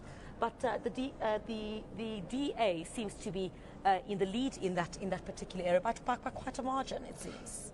Despite the new demarcation that increased the votings in Midval, the DA in the last election, 2011, the Midval was at 52. For the DA. Yeah. Now they've increased almost closer to 60%. That's correct. So that's a growth. And I think they even won a ward that was held by ANC in Midval. So wards like Wendywood, Nasrec, Mayfair, Lenasia, all have gone to DA. The Democratic Alliance. Yes. I think, you know, from what we're gathering on the floor is some of the surprises, like the city of Tshwane. If we could just go there, you know, to the Tshwane Metro there. And, you know, the Democratic Alliance there at close to 46% and the ANC at 40%. But, of course, 39% of the results there complete. The Democratic Alliance at 46%. There was free Wi-Fi in Tshwane under, you know, the leadership of, was it Yes. That's correct. So what could have happened there? What are some of the things that might have come into play while we're still waiting for the rest of those, of course, to come in? It's still early days. The counting from townships around the city of Tshwane are not yet there, and that they are going to boost the ANC. However, looking at this lead now, almost 46% for the DA, that's the determination that the DA has brought in. And they told us that they want to take over city of Tshwane. They are threatening that now when we look at this race. President Ramokgopa did very well under circumstances. You mentioned the Wi-Fi system, free Wi-Fi, especially for the young ones, for their schoolwork and all that.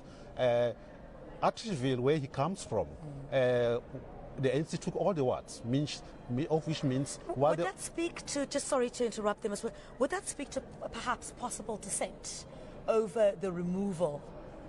At first there was that dissent, yes. But when the ANC moved in and convinced the communities of the whole of the city of Tshwane, including Hammanskraal, then now this 100% winning of the ANC in Atteridgeville, yes. It means therefore that it is support for Ramokgopa, but they are also now supporting the new candidate Thoko Didiza. So it's like the ANC did very well in cooling off tempers and also convincing everyone that this is an ANC vote more than individuals. You know, Ekurhuleni is also one of those, you know, that are really closely watched there. We've got hopefuls from the ANC for the mayoral candidate of Mswandile Masina there. I think probably clutching at this point, but let's take a look at the Ekurhuleni. Let's check 41% where we are now of, you know, the votes completed there. The ANC at 44%. And the Democratic Alliance there close to 42%. We did see much earlier the Democratic Alliance take a slight lead there. And then now the ANC seems to have taken over with the EFF at 8.4% there. Some of the challenges, I guess, that could have influenced this vote thus far in Ekurhuleni, not per se challenges, but what could have influenced overall in Ekurhuleni? Look, the politics of Ekurhuleni and city of Joburg are similar in a kind. Ekurhuleni brought in a new candidate for mayor, Mzwandile Masina, who has got that useful backing into the whole thing. But also, it was a smooth transition between Mondli Gungubele and the new mayoral candidate. So that assists the ANC to... Seems to like they have got a hold. But look, the DA is determined as well, is coming after them. So in this race, while the ANC is doing very well, but remember, the EFF is taking away some of these votes that otherwise, either of these two. And I think in all these cities, the three metros, we must congratulate the EFF, the new kid in the block when it comes to local government. What impact exactly it's making on this election. Just to recap there, if we could go back to overall how Gauteng is performing thus far. The leading party, of course, in Gauteng, the ANC at 43% and the DA at just over 42%, 38% of those results in at this point. But we'll certainly dissect quite a lot of that as we progress throughout the day. Whether that's going to change in Gauteng, of course, with the focus on those three metros, that certainly remains to be seen. But Joe Mavuso, who is going to join us throughout the day here to dissect all of that, will certainly give us all the nitty-gritties pertaining to who's leading, who's lagging behind, and what slice of the pie, I guess, the EFF will take. Let's go to Simpiwe Ngongwane, who is on the floor once again. Well, thank you, Criselda. Well, with about 37% of the votes being counted so far, well, the results that have been coming in, it's safe to say, are not a final determinant of the outcome as the votes start trickling in. And we'll definitely give you an update as the votes start trickling in at around midday. I'm Simpiwe Ngongwane coming to you live from the floor of the Gauteng IEC Centre in Oakland Park. And Ibens, back to you in Pretoria.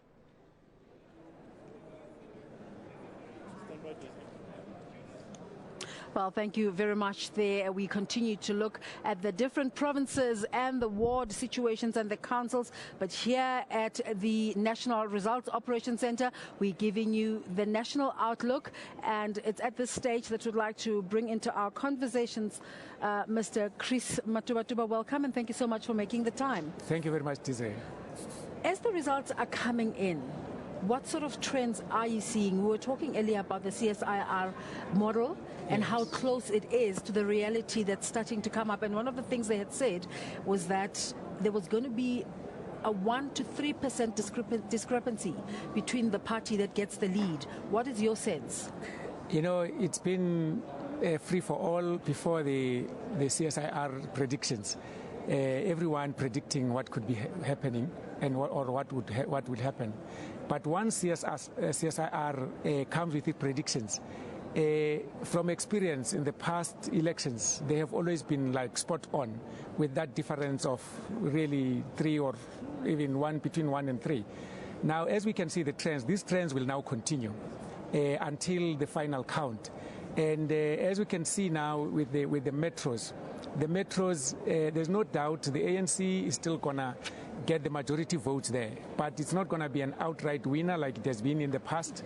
ANC will be the majority, but it will be under 50%. Mr. Chris Matubatuba will continue to chat with us, but right now we cross over to Eben. Apparently he's talking to the German ambassador, and also the African National Congress Secretary General is on the floor. Eben, what's happening on the floor? Well, it's a hive of activity. I've got the German ambassador with me, but before I talk to the German ambassador, I've got the man who's been in the best spirits so far, the Secretary General of the ANC, Sagwedi Mantashe, has been here. He's been the guy who's been keeping it all together, the man who's been in the best spirits here on the floor, keeping everyone very happy and entertained today. How are you feeling today, Mr. I'm very hopeful. I'm looking at the numbers. We're going to do very well. I had a conversation with our friends from the DA. I said to them, they won't get these metros. It's just keeping them hopeful. We'll take all of them. I see that you have very good relationships with everybody, with all the political parties. Yeah, you joke and you play around with them. That's what politics is all about. It's not to be hard-nosed and be hard.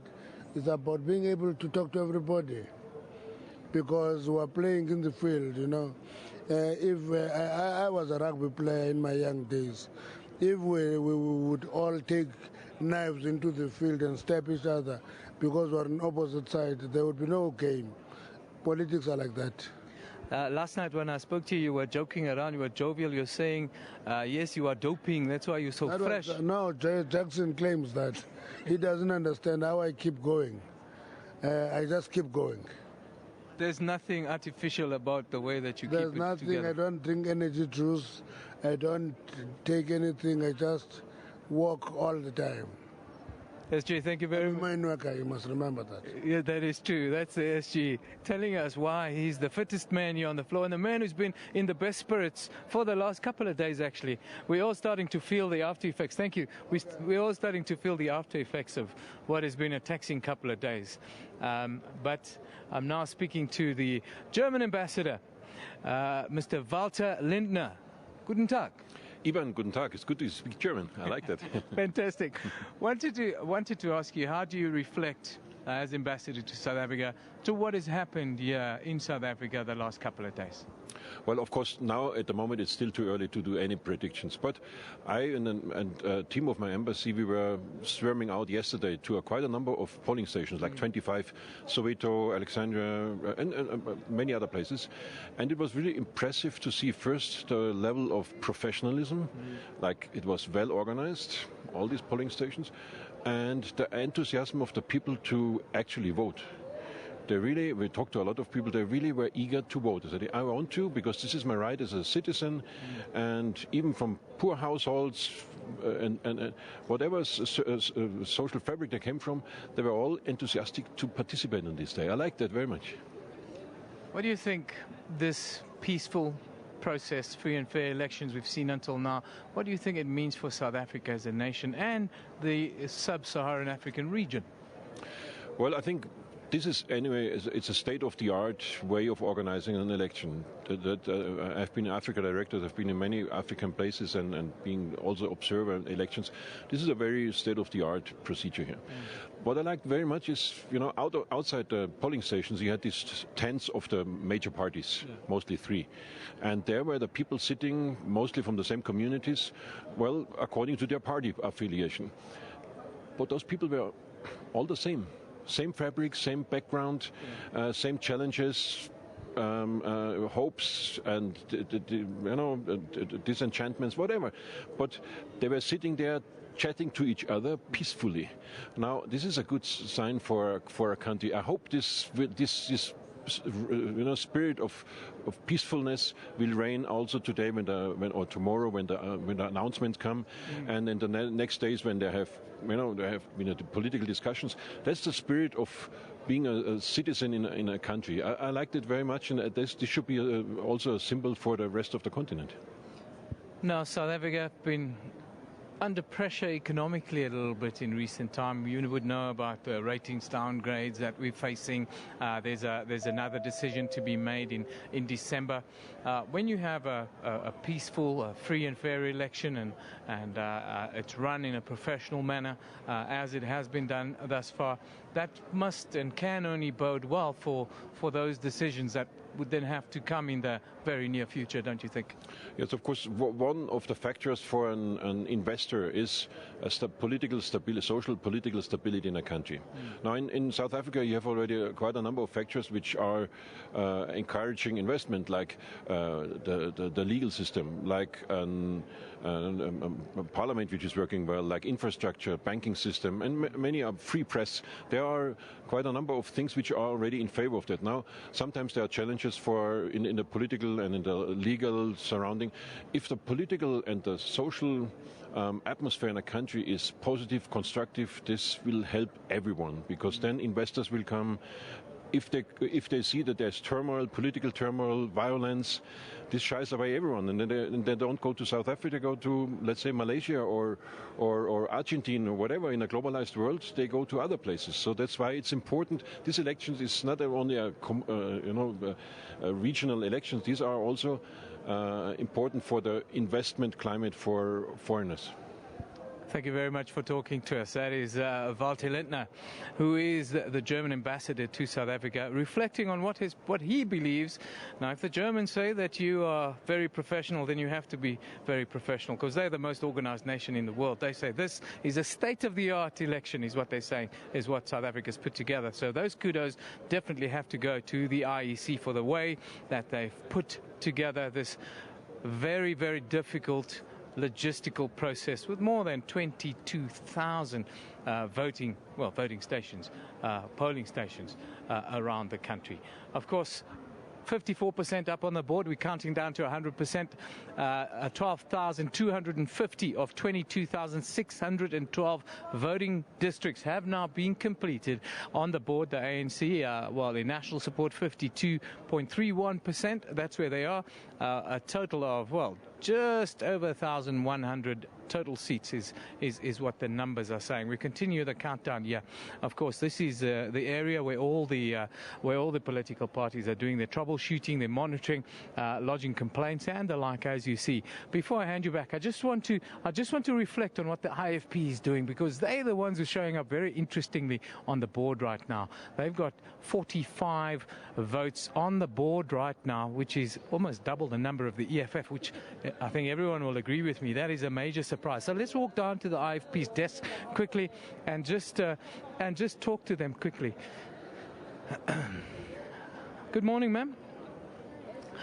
I just wanted to ask you, I've been looking at the board and you must be very happy with how you guys are going. I am, but the spokesperson is there at the meeting, Mr. Mpumalanga. He is in the meeting. You're allowed to say something that you guys are feeling good. We are happy with what is going on, although they said most of the results are still underway, but we're happy with what is going on. Do you think you've benefited a lot from the NFP being locked out of this election? I think we were going to benefit even if they contested the results, because they were like a skeleton party. Thank you for talking to us. I'll speak to the spokesperson officially a little bit later, but thank you for giving us a comment. That's the IFP. I'll come down to the desk and ask them what they think on the back of it. They're very happy with where they are. 45 seats on the board right now, nearly 5% of the national vote, which puts them in third place right now. But let's go to Desiree for more. Thank you very much, Eben. Actually, that seat count is actually going at more than 1,580, with the ANC leading with 1,090, EFF showing at 22, slightly number 4. Also making a showing is the Congress of the People COPE, which is quite interesting there. And I just continue to have a conversation here with Mr. Chris Matubatuba. When Eben asked the Secretary General of the ANC about his cordial relations with the other political parties, he said, we're all in a playing field. Yeah. But the truth about a sporting game is that you want your team to win. And you were saying earlier that the African National Congress, although they might lead, must be wary of the incremental losses they continue to get with every election we have. Yes, that's what from 2011 and even 2014, I called it the boiling frog syndrome. Because, after losing, it doesn't matter whether it's by a small margin, saying that, look, we have won. It doesn't matter whether it's at a higher percentage, but we have won. And when you say, look, are you not worried that maybe the opposition DA, it's steadily increasing its voter support? And say, are you not worried that they are taking from you? Say, no, we are not worried about whether they can't be taking it. What we are showing is people that are not voting for us, they are also not voting. They stay away. But I think in the political space, it's about numbers. numbers. It doesn't matter whether your former supporters are voting the opposition or are not voting. As long as the opposition is gaining, you still want a convincing lead. You know, now that problem of a boiling frog syndrome, where you find that now, if the party is suffering from that boiling point syndrome, where you see, in smaller percentages, it loses. Until then, the boiling point. There to the African National Congress not to be too settled. Exactly. What they've been saying is that if we can get 51%, they say, no, when it reaches the boiling point, you are expecting 51%, and it just jumps below 50%, beyond. Which is the case now. We'll continue to have that analysis, but right now we go to the Northwest Province, where Lisette Labuskachny is standing by to give us the latest from Potchefstroom.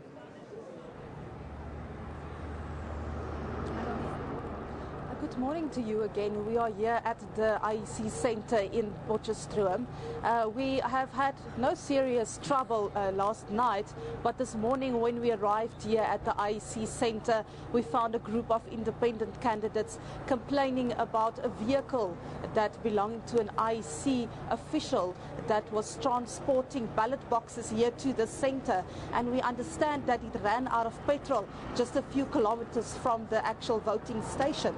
Now, their concern is that this vehicle with the ballot boxes inside was not escorted by a marked police vehicle like the Electoral Act is stipulating.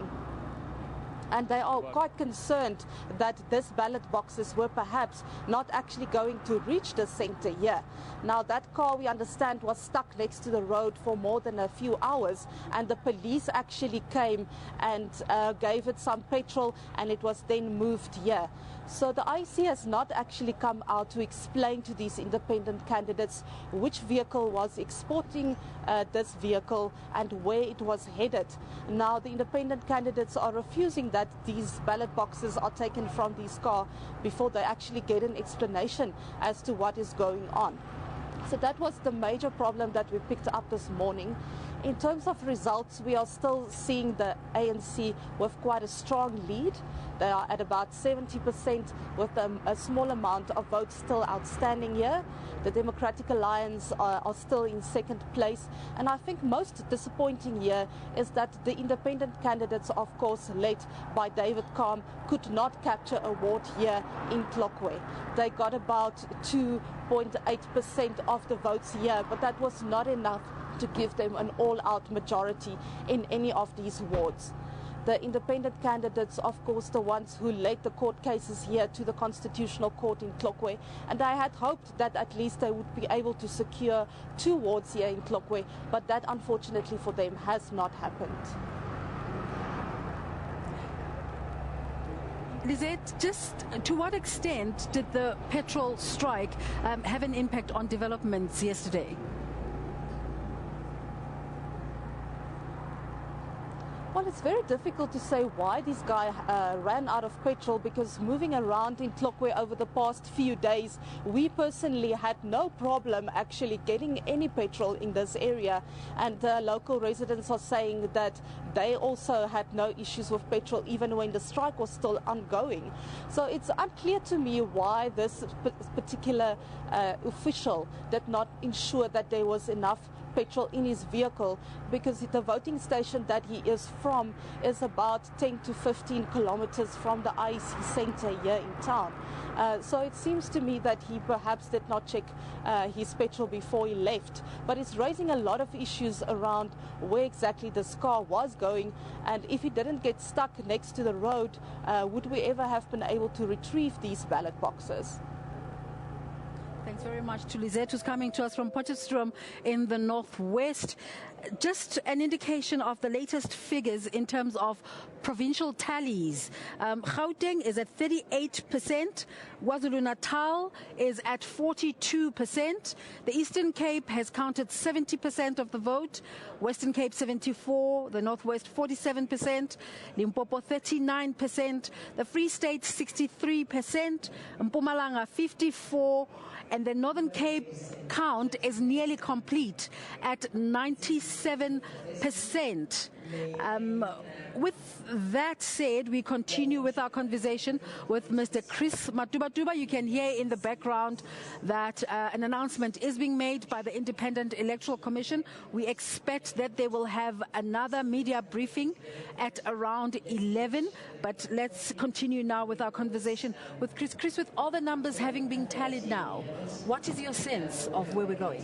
Already there's an indication where we are going. I mean, 5 provinces are way above 50% with the votes that have been counted.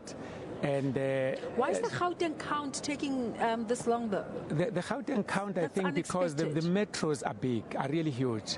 The population, especially in Johannesburg, they are really big, so they'll be trickling. This is the trend every year, every election year, that in the metros the votes come slowly. Yeah. And that's where everybody is interested in seeing what's going on. And the Northern Cape is a traditional ANC stronghold, and they're already at 97%, with quite a clear lead for the ANC. Yes. What can we read from that province? Anyway, the ANC, the electorate there is happy with what ANC is doing. I don't think that there are many issues. There are hotspots there. What is making them happy? You know, it's a predominantly rural. And you know now the ANC support is mainly in the rural areas. Now that's where you see then where most of the people are benefiting from the free housing schemes. They are benefiting from the grants, SASA grants. So they are benefiting in many ways, which is the trend in each and every rural area across the country. Okay, let's look at the least counted areas. One is Gauteng, and then Limpopo is also at 39%, and KwaZulu-Natal 42%. Let's speak to those numbers. Yes. In Limpopo, I wouldn't understand why Limpopo the votes are trickling. It's so slow to come to votes being counted there. KZN, as we see, IFP seems to be having a comeback. I think with the, so to say, demise of NFP, and where many people are saying NFP said they were going to support ANC, but I think it's a known secret that it's divided. It is divided. There must be some of the NFP members that have voted for the IFP, and it seems to be it will be the opposition in most of the municipalities there. Let's get a clearer indication of KZN, and an indication earlier.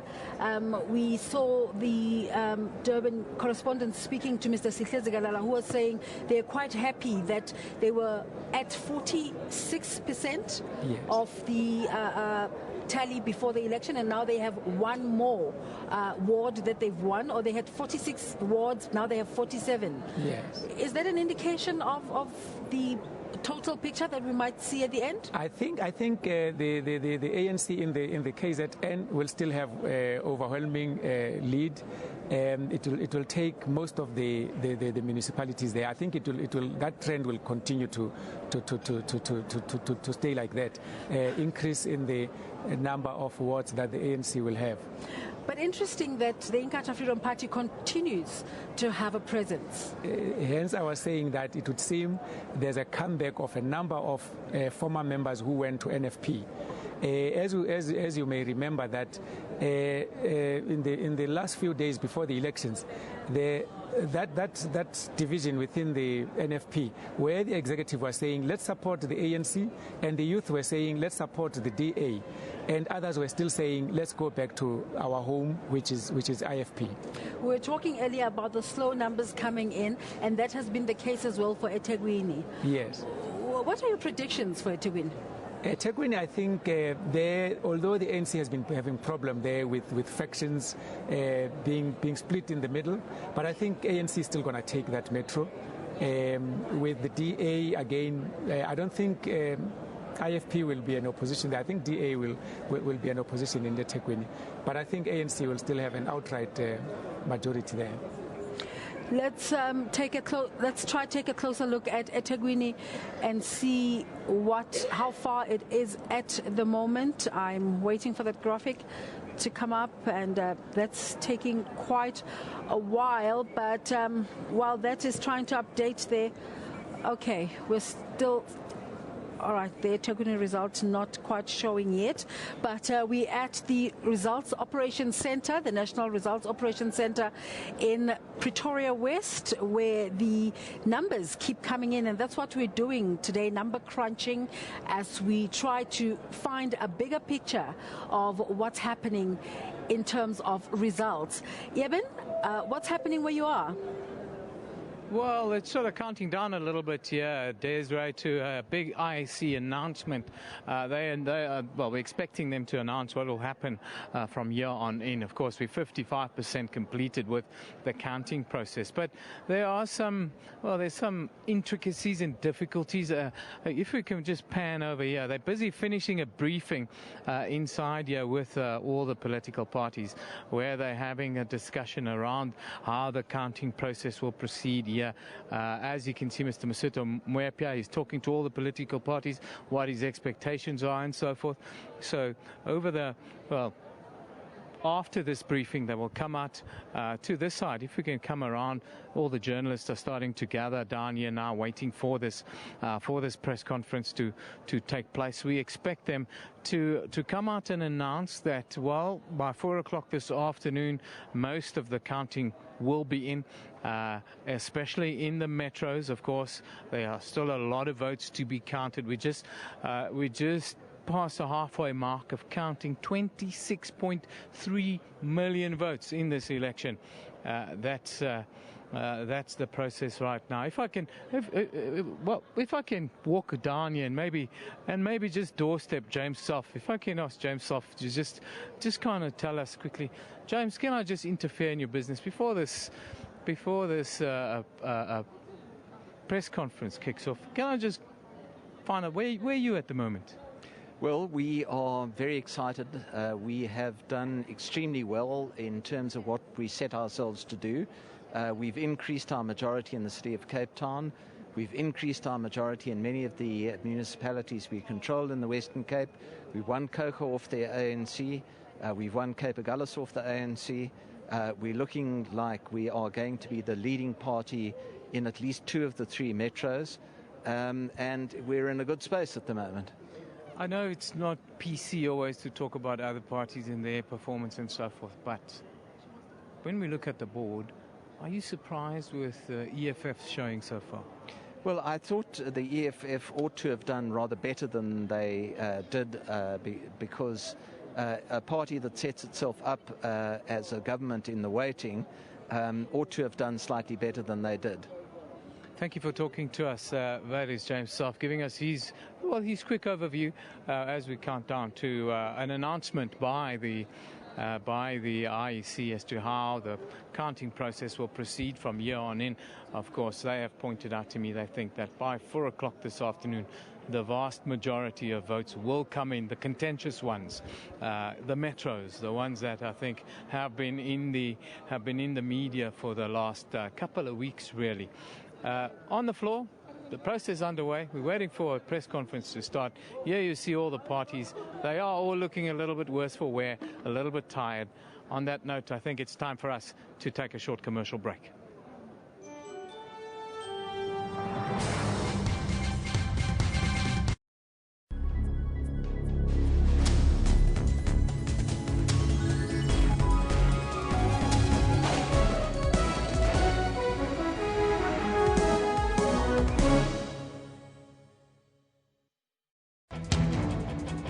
Usisiwe Jamsana, SABC News, Alice. Mzwandile Mbeje, SABC News, Doha, Qatar. Kunatibingose, SABC News, Alice. Diabosito, SABC News, Geneva, Switzerland. Nompumelelo Siziba, SABC News, Moscow, Russia. Sherwin Bryce-Pease, SABC News, New York. Craig Murray, SABC News, Stellenbosch. We bring the news back home. We keep the nation fully informed. The cotton field story is being told through patchwork by artists to celebrate the diaspora in America.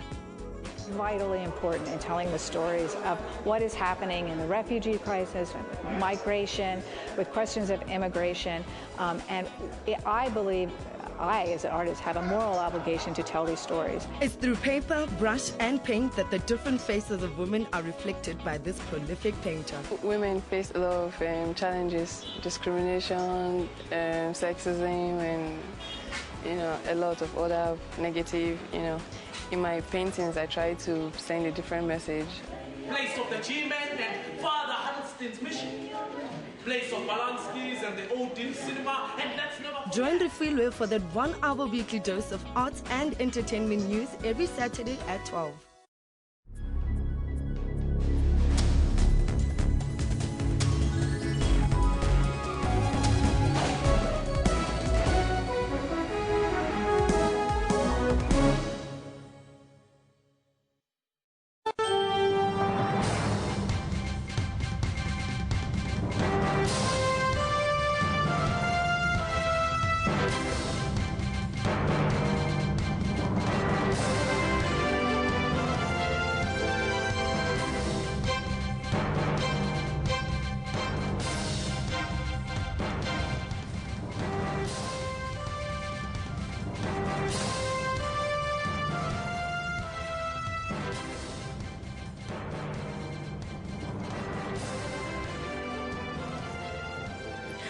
Welcome once again. Local government elections 2016. The day after, we continue to tally the results as they come in from all over the country. We being based here in Pretoria at the Tshwane IEC National Results Operations Center, and we continue to look at the votes with about 52% of the vote counted so far. The political parties are on the floor, frantically crunching away to see what their gains are, what their losses are. But let's now cross over to Eben, because there's an expectation that the IEC will be giving a briefing very soon. It was supposed to start at 11 and it hasn't started yet because of the political party briefings. Eben, why is the political party briefing taking so long? Do you have any idea? I'm not 100% sure, but if I look behind me, I've seen the EFF talk a lot. I see the DA talk a lot. That's no surprise. I see, of course, Mosotho Mwepa of the IEC responding feverishly in turn. I'm not 100% sure what they're talking about, but this is the reason why this briefing is a little bit behind schedule. They've just told me now that they think at about 11:30, Desiree, that's when they will only have this briefing. But we're still counting down here too as the counting process proceeds. I want to show you the one graphic here and just talk to some of this graphic picture that you see on the board now. Just have a look at the colors, right? The DA is in yellow, and you can see it's a very sort of southern dominance, Western Cape scenario. The ANC in green, that's pretty much all over. There are 1 or 2 metros. The one party that's showing up quite a lot is in orange, and that's the IFP. In orange, in KwaZulu-Natal, as you can see, it cuts a swathe all the way through the middle of KwaZulu-Natal, which in itself is very interesting. Of course, the one color that's missing at the moment, and that everyone here on the floor is starting to talk about, is the red. And that is the EFF. They're not showing up on this map at all, apart from the odd pocket or the odd little pocket all over there. They're in a briefing now. I see Mr. Ndlozi is lost interest in the briefing there. He's on the phone. Must be interesting, or must be a little bit more interesting than what the IEC is talking about.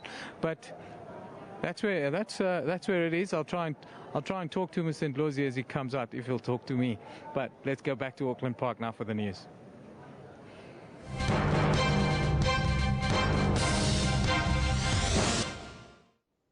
Now, with over 50% of the votes counted for the municipal polls nationally, the African National Congress is leading the race with over 51% of the vote. But there's updates there, and we'll keep you updated on that. The DA has over 30%, and the EFF is trailing at 6.6%. The African National Congress's control of Gauteng's 3 big metros is said to be seriously under threat, with the results so far showing the Democratic Alliance in the lead in Tshwane, in Johannesburg, and Ekurhuleni. The EFF currently occupies 3rd spot in all the 3 metros. Now, scores of presiding officers earlier staged a protest at the IEC Provincial Centre here in Auckland Park in Johannesburg. Now, they accused the IEC of delaying the verification process. Our reporter Griselda Lewis spoke to some of the IEC's presiding officers. Has just broken out. Most of the presiding officers were here saying they've been here for several hours now, and they're not being attended to the IEC. You can see most of them are walking out here at the moment. If we can ask our cameras to just come a bit closer here and speak to some of these presiding officers on what the challenges are. Sisi, kunjani mama? Oh, all right. We'll speak to some of the other individuals as well who've been here for several hours, who are saying that they are sick and tired of waiting here now, and they're not getting the kind of assistance that they need from the IEC. Baba, you are one of those who's been chanting songs inside the centre. What exactly is the challenge? The challenge is that these people are not giving us sufficient time in terms of submitting our results. And at the end of the day, they kept us in a cold place, whereas they are not looking after us. It's been long. People, they need to go to work. Some, while they are our elders, they can't even stand for long, and they are not catered for good services in terms of them. And then now, what is happening? They just deployed that young lady who came and made jokes to us, whereas we need freedom. We are still in slavery. This is what we are saying. You can see even the system that we are using to do what? To liberate ourselves. We're still using papers. We still have long queues. We still have a lot of things that are not in place. This is our problem. And the challenge is that IEC, even for now, whatever that is happening here, we just seeing people having such long movements and everything for such a long day. And we don't want to wait long here. Let's speak to some other presiding officers as well, Sisi. You've been here for exactly how long? Most are saying 14 hours, 15 hours. I see now the others are throwing some of the results on the stage there. It's been a long day for us yesterday. We were at the station for a long day. We had to sit down and count the votes. I mean, we arrived at the station at 5 o'clock to set up the station. We've been there for a very long day. We were on our feet. And the next thing, when we were told to come here, I've been here since 1 o'clock. And I've been sitting, I've been taken from one seat to the other. And the next thing is there is no clarity. SABC, actually, IEC is not giving us any clarity as to what is going to take place. You are being told, sit here, move from here and go there. You submit your diary. I've been sitting since 2-something, from 2 o'clock onwards. And I mean, right now it's 6 o'clock and I've been waiting. I don't get any results. Nobody's saying anything. And the next thing, we are being given another excuse. Now, remember, the numbers that you see currently has been in the package from earlier this morning, and those numbers are constantly changing as we speak in terms of the various counting numbers that's coming through to the IEC Centre in Pretoria. Our team in Pretoria will keep you updated on the latest figures, so you have to stay tuned. Meanwhile, the IEC says it is satisfied that this morning's protest at the Results Centre in Auckland Park in Johannesburg has not compromised the vote or the counting in the municipal elections. The IEC says the issue has been resolved and the situation has returned to normal in the centre.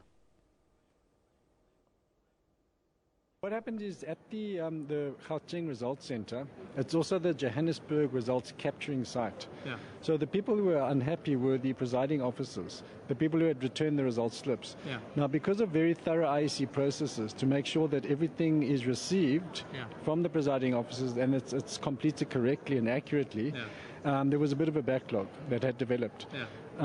So once that backlog had been cleared, then things were resolved and under control. So I can report happily that at the moment everything is under control. The presiding officers are happy now, and things are running smoothly. Now, as I indicated earlier, the numbers are changing constantly. So let's find out from the Results Operations Centre in Pretoria at the IEC from Eben Janssen and Desiree, what is the latest there?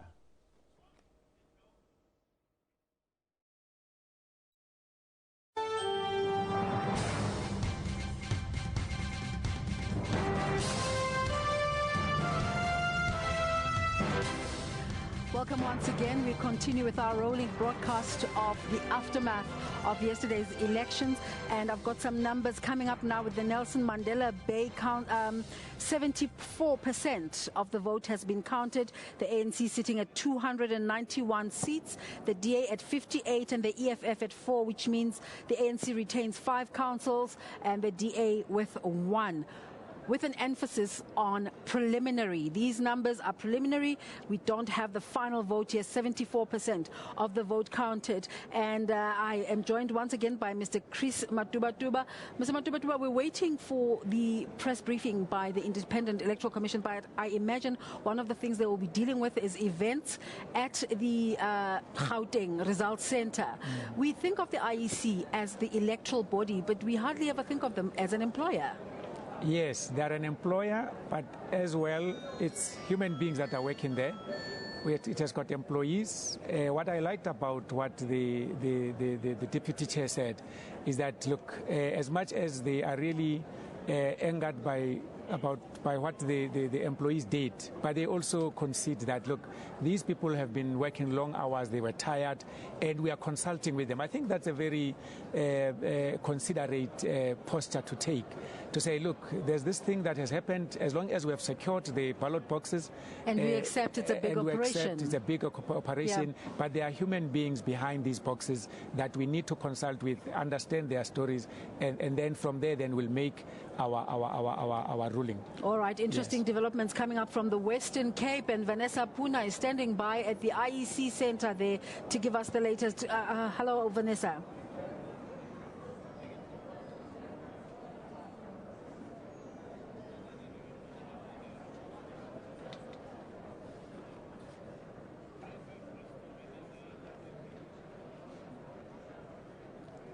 Good morning from the IEC Results Centre here in Cape Town in the Western Cape, where the DA still leads the race for votes. The party has so far secured 219 seats in the province, the ANC second with 92 seats at this stage. 7 other political parties have now also won seats in this province. Now, political analyst Professor Fani Klute is here with me. Prof, what is your impression of the results so far? I think it's becoming clear that the Democratic Alliance has been making inroads into the ANC support base, and that the smaller parties are not really as important as they were anticipated to be, with 1 or 2 exceptions. It appears that for the first time the DA might have been successful to penetrate traditional ANC strongholds. Now, our reporter Nomawethu Solwandle is in Khayelitsha this morning. Nomawethu, good morning to you. Are votes in for Khayelitsha? Well, a very good morning to you, Vanessa. Indeed, we are coming to you from the OR Tambo Hall here in Khayelitsha. As we understand it, counting is still taking place at this voting station. But like the Prof said, it would seem that the DA has made quite a number of inroads in traditional ANC strongholds. You'll remember in areas such as Khayelitsha, Gugulethu and Nyanga. That's where the Seskona People's Movement was very strong, and they actually endorsed the ANC. But just before the elections, there was a big surprise, and one of the leaders, Loyiso Nkotla, actually defected to the Democratic Alliance. He joins me now just to tell us more about this move. Thank you so much for joining us, Loyiso. Just tell us more. What is the general consensus on the ground? How are people feeling about service delivery in these areas? Of course, that amongst other reasons why we've been convinced to move to the Democratic Alliance as a community activist and a community at large, it's because that we've engaged with them to say that because of our going to the election, we know that every political party would want to come and campaign and canvass a kind of support for their own political parties. But we have said, what is it in for our own people on the table? Or what is it? Because we believe that the vote of our people are not free.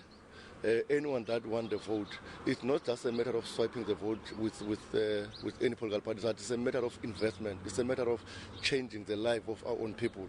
If you look at what we've done recently, just before election, we took the mayor to people of Mfuleni, and we advised the mayor that, Mayor, people, they don't understand what is a DA manifesto or ANC manifesto. What is that concern them? It's about electricity, it's about water, distance sanitation, job creation. That's what really concerns our own people. Now, Loyiso, as the results keep coming in, it would seem that the DA has made those significant inroads in ANC strongholds. Just tell us more. What are people saying? You know, you've endorsed the ANC in these areas for a number of years. Now you've moved to the DA. What are people saying about this move? No, look, we've been going out throughout the city, engaging and consulting our own membership, South Corner activists, ANC activists, committee activists, and people at large. And that was shown the first day that we've endorsed the DA, that we have left with more than 500 committee activists. On the 24th of July again, we have left with more than 2,800 people. And I think people were very clear. When we have had a meeting, public meeting in the open spaces where we've took the mayor to see right there what are the real living condition of our own people. And the mayor have acknowledged to say what we've been fighting for with the committee activists. We understand it and we will want to make sure that we deliver to our own people. And that's to cite one example of people of Mpumalanga. Right, so we are just going to have to cut it very short there and hand back to studio. Well, Vanessa, like you heard there from Loyiso Ngotla, a former ANC ambassador, saying that it's about the bread and butter issues. It's back to you in the studio, Vanessa. Thank you very much, Nomawetu Solwandle, our reporter there in Khayelitsha. Prof, just a very quick question from you.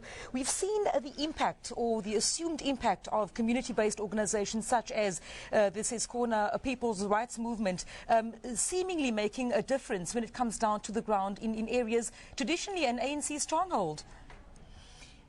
Yes, although what we've been seeing in some of the other locations where the voting had taken place is that, for example, no independents so far have been elected to any ward.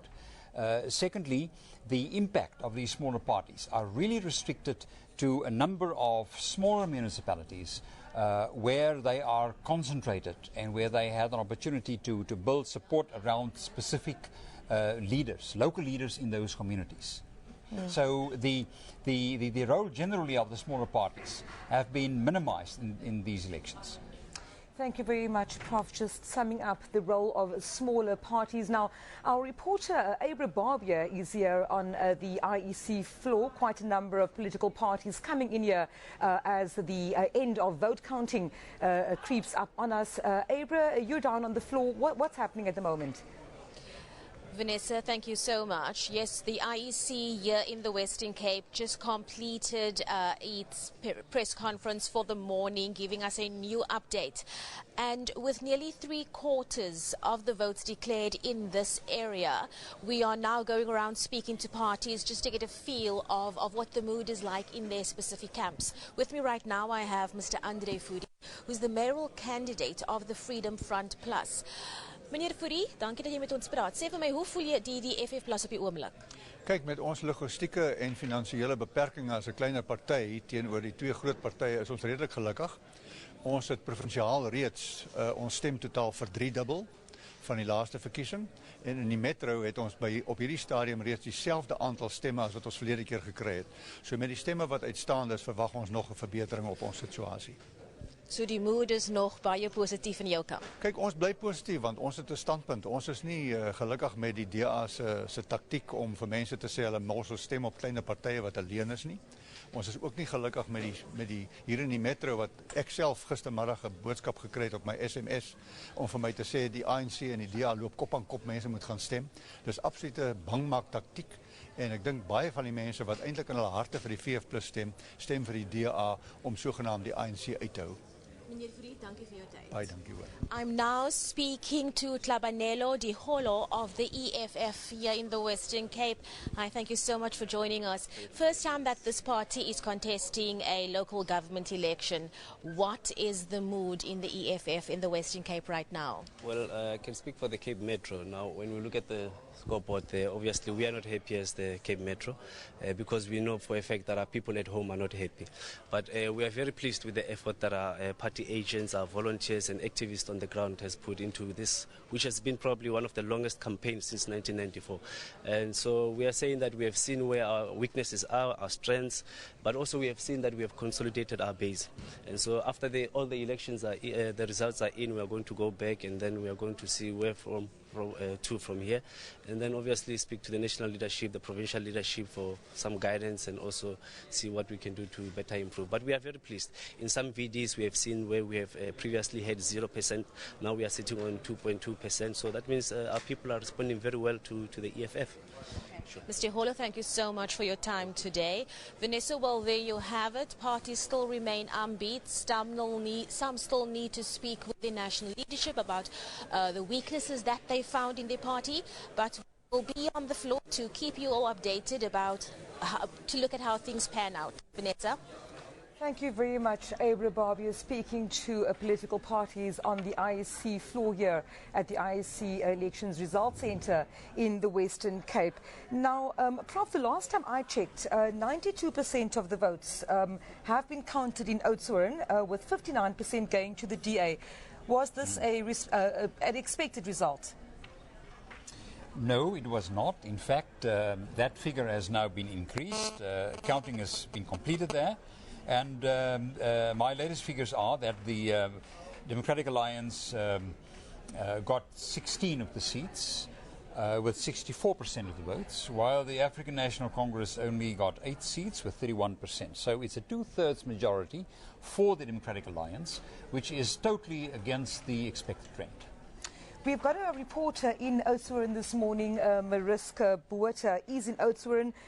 Good morning to you, Mariska. We see that for all intents and purposes, the DA has won the municipality. I see a sea of blue behind you. Are those part of the celebrations that we're seeing on screen right now, Mariska? Yes, good morning to you, Vanessa. We're coming to you from the Democratic Alliance's offices in Oudtshoorn, and in this street certainly everything is blue. People are celebrating, cars are driving past, hooting, showing the thumbs up. And the people behind me singing, it's a DA thing. They're very happy they won, elated they won. Some people say they went through the night celebrating as the figures and numbers started coming in. But to talk to us a little bit more about that, I've got Colin Sylvester with me. He's, of course, the DA's mayoral candidate in the town of Oudtshoorn. Good morning to you, Colin. First of all, just give us briefly a sense of how it feels this morning to be the victors in Oudtshoorn. Good morning, Mariska. It's absolutely wonderful knowing that we have at least taken back Oudtshoorn. We've not taken only Oudtshoorn back, but we are going to take Oudtshoorn back on route to recovery. It's wonderful to know that by now we've already won 10 of the 13 wards. We are making history. It will be the first time in the history of this town that we are aiming for 12 of the 13 wards, and it looks very positive for us to get to the 12 wards. Wonderful about this is we won't have to govern with a coalition, which is great. If I stand here, I must say that we have trusted God for not only for a victory, but we've trusted Him for a 99% victory in this town, and He's making it possible. We know it will be possible for us, and we have to give all our thanks to Him for doing this for us and giving us and granting us this victory, so that we can bring back transparency and good governance into Oudtshoorn. Maybe just briefly, Oudtshoorn is a town in serious trouble. Of course, it is under administration, which will now come to an end with the constitution of a new council. People have been telling us that they're very disappointed at the way things went in Oudtshoorn. What are some of the things they will immediately see, or will they immediately see change in their town? Mariska, taking office, we start working on a 100-day plan. And in the 100-day plan, we are going to incorporate the service delivery issues that has been hampering the town for the past 3 years. We need to clean up our open spaces. We need to work through and get rid of the backlog in refuse removal. We have a huge backlog in terms of infrastructure repairs. We have puddles that will cost us 44 million rand to repair, and we are going to work on that for now. We can't promise our taxpayers that everything will be done in a month or 2 or 3 because it's a long process. We have 300 million rand in debt to pay, and we have a debt with Eskom of nearly 50 million rand. So it will be a long recovery road. There you heard it. That's Colin Sylvester, of course, the mayoral candidate for Oudtshoorn, saying there's a long road ahead, but he says the DA is ready to govern and they're ready to turn Oudtshoorn around. Back to you, Vanessa. Thank you very much, Mariska. Now, one of the regions that we've also been covering here in the Western Cape is the West Coast. Our reporter, Craig Murray, has filed this report from Saldanha Bay. We're in the beautiful town of Saldanha Bay, about 150 kilometers up the west coast from Cape Town. And we're fortunate enough to have the DA Mayor for Saldanha Bay, Marius Kuhn. I know you only got to bed at 4:30. Thank you for joining us. It's only a pleasure, Craig. Just the results so far, it's not all in, but it's still trickling in, but most of the results are in. Just how have the results gone, if you can give us, and are you happy? Oh, I'm delighted. I'm extremely delighted. We have got the mandate from the people for another 5 years. So DA won here with our job majority. So we're extremely delighted. What is the situation at the moment? In 2011, you had 15 seats. The ANC had 8. What's the situation at the moment? Well, we're still waiting for the final results to come in, but we're looking at this stage between 17 and 18 seats in council out of the 27. What are some of the reasons, do you think, that the voters have given you the mandate to govern for the next 5 years? I think I was just delighted with the way we improved. You know, we were 11 years on the ANC government, and we took over, and within this 5 years we did exceptionally well providing basic services to the people. We ended up in countrywide, out of the 238 municipalities in country, we ended up number 1 when it came to refuse removal, number 1 when it came to sanitation, number 2 when it came to providing electricity to all our residents, and number 5 with water, and we ended up with a clean audit. So that's all about the basic, providing the best service delivery to the people they want. What are some of the hurdles and things that need to improve over the next 5 years? Well, I think the main emphasis needs to be to focus on economic growth, especially for this region, and job creation. I think especially with the IDZ, the Industrial Development Zone, that's going to happen right here. We need to focus, get the people jobs. We have a massive unemployment rate still. We have poor communities, an influx of people, so therefore we have to provide jobs, keep the people happy and provide jobs. Just finally as well, yesterday there was really the ANC, the DA voters. It was a carnival atmosphere in Saldanha Bay. Indeed, indeed. You could see the joy on the people. I've never experienced that. It was such delightful. It was great. It was great just being among the people. I think they just enjoyed themselves thoroughly. Morris, thanks for your time. Only welcome. That is the mayor of Saldanha Bay, Marius Kuhn, and the DA who in 2011 won 15 seats, the ANC 8. They look like they've increased that majority. The results are still trickling in, but it looks like they have been given a mandate to govern for the next 5 years. Craig Murray for SABC News in Saldanha Bay. Thank you very much to our reporter there, reporting from Saldanha Bay, Craig Murray. Now, Prof, if I can just talk about Beaufort West. Beaufort West, one of the surprises definitely in this election as well. We've got the charismatic Truman Prince there from the ANC. Is it surprising that the DA seems to have made such huge inroads into Beaufort West? Oh, it is. It seems as if the charisma of Mr. Truman was not so charismatic in this election, because it is quite clear at the moment that the DA will probably achieve an overall majority in Beaufort West, and that there again the ANC will be performing much worse than it was anticipated for them to perform. Right, well, we have our reporter, Bulelani Philip, who is in Beaufort West this morning. Bulelani, a very warm good morning to you. We've seen the numbers coming through. Is there a sense of disappointment on the ground from the ANC's point of view? Is there elation on behalf of the Democratic Alliance? What's happening in Beaufort West?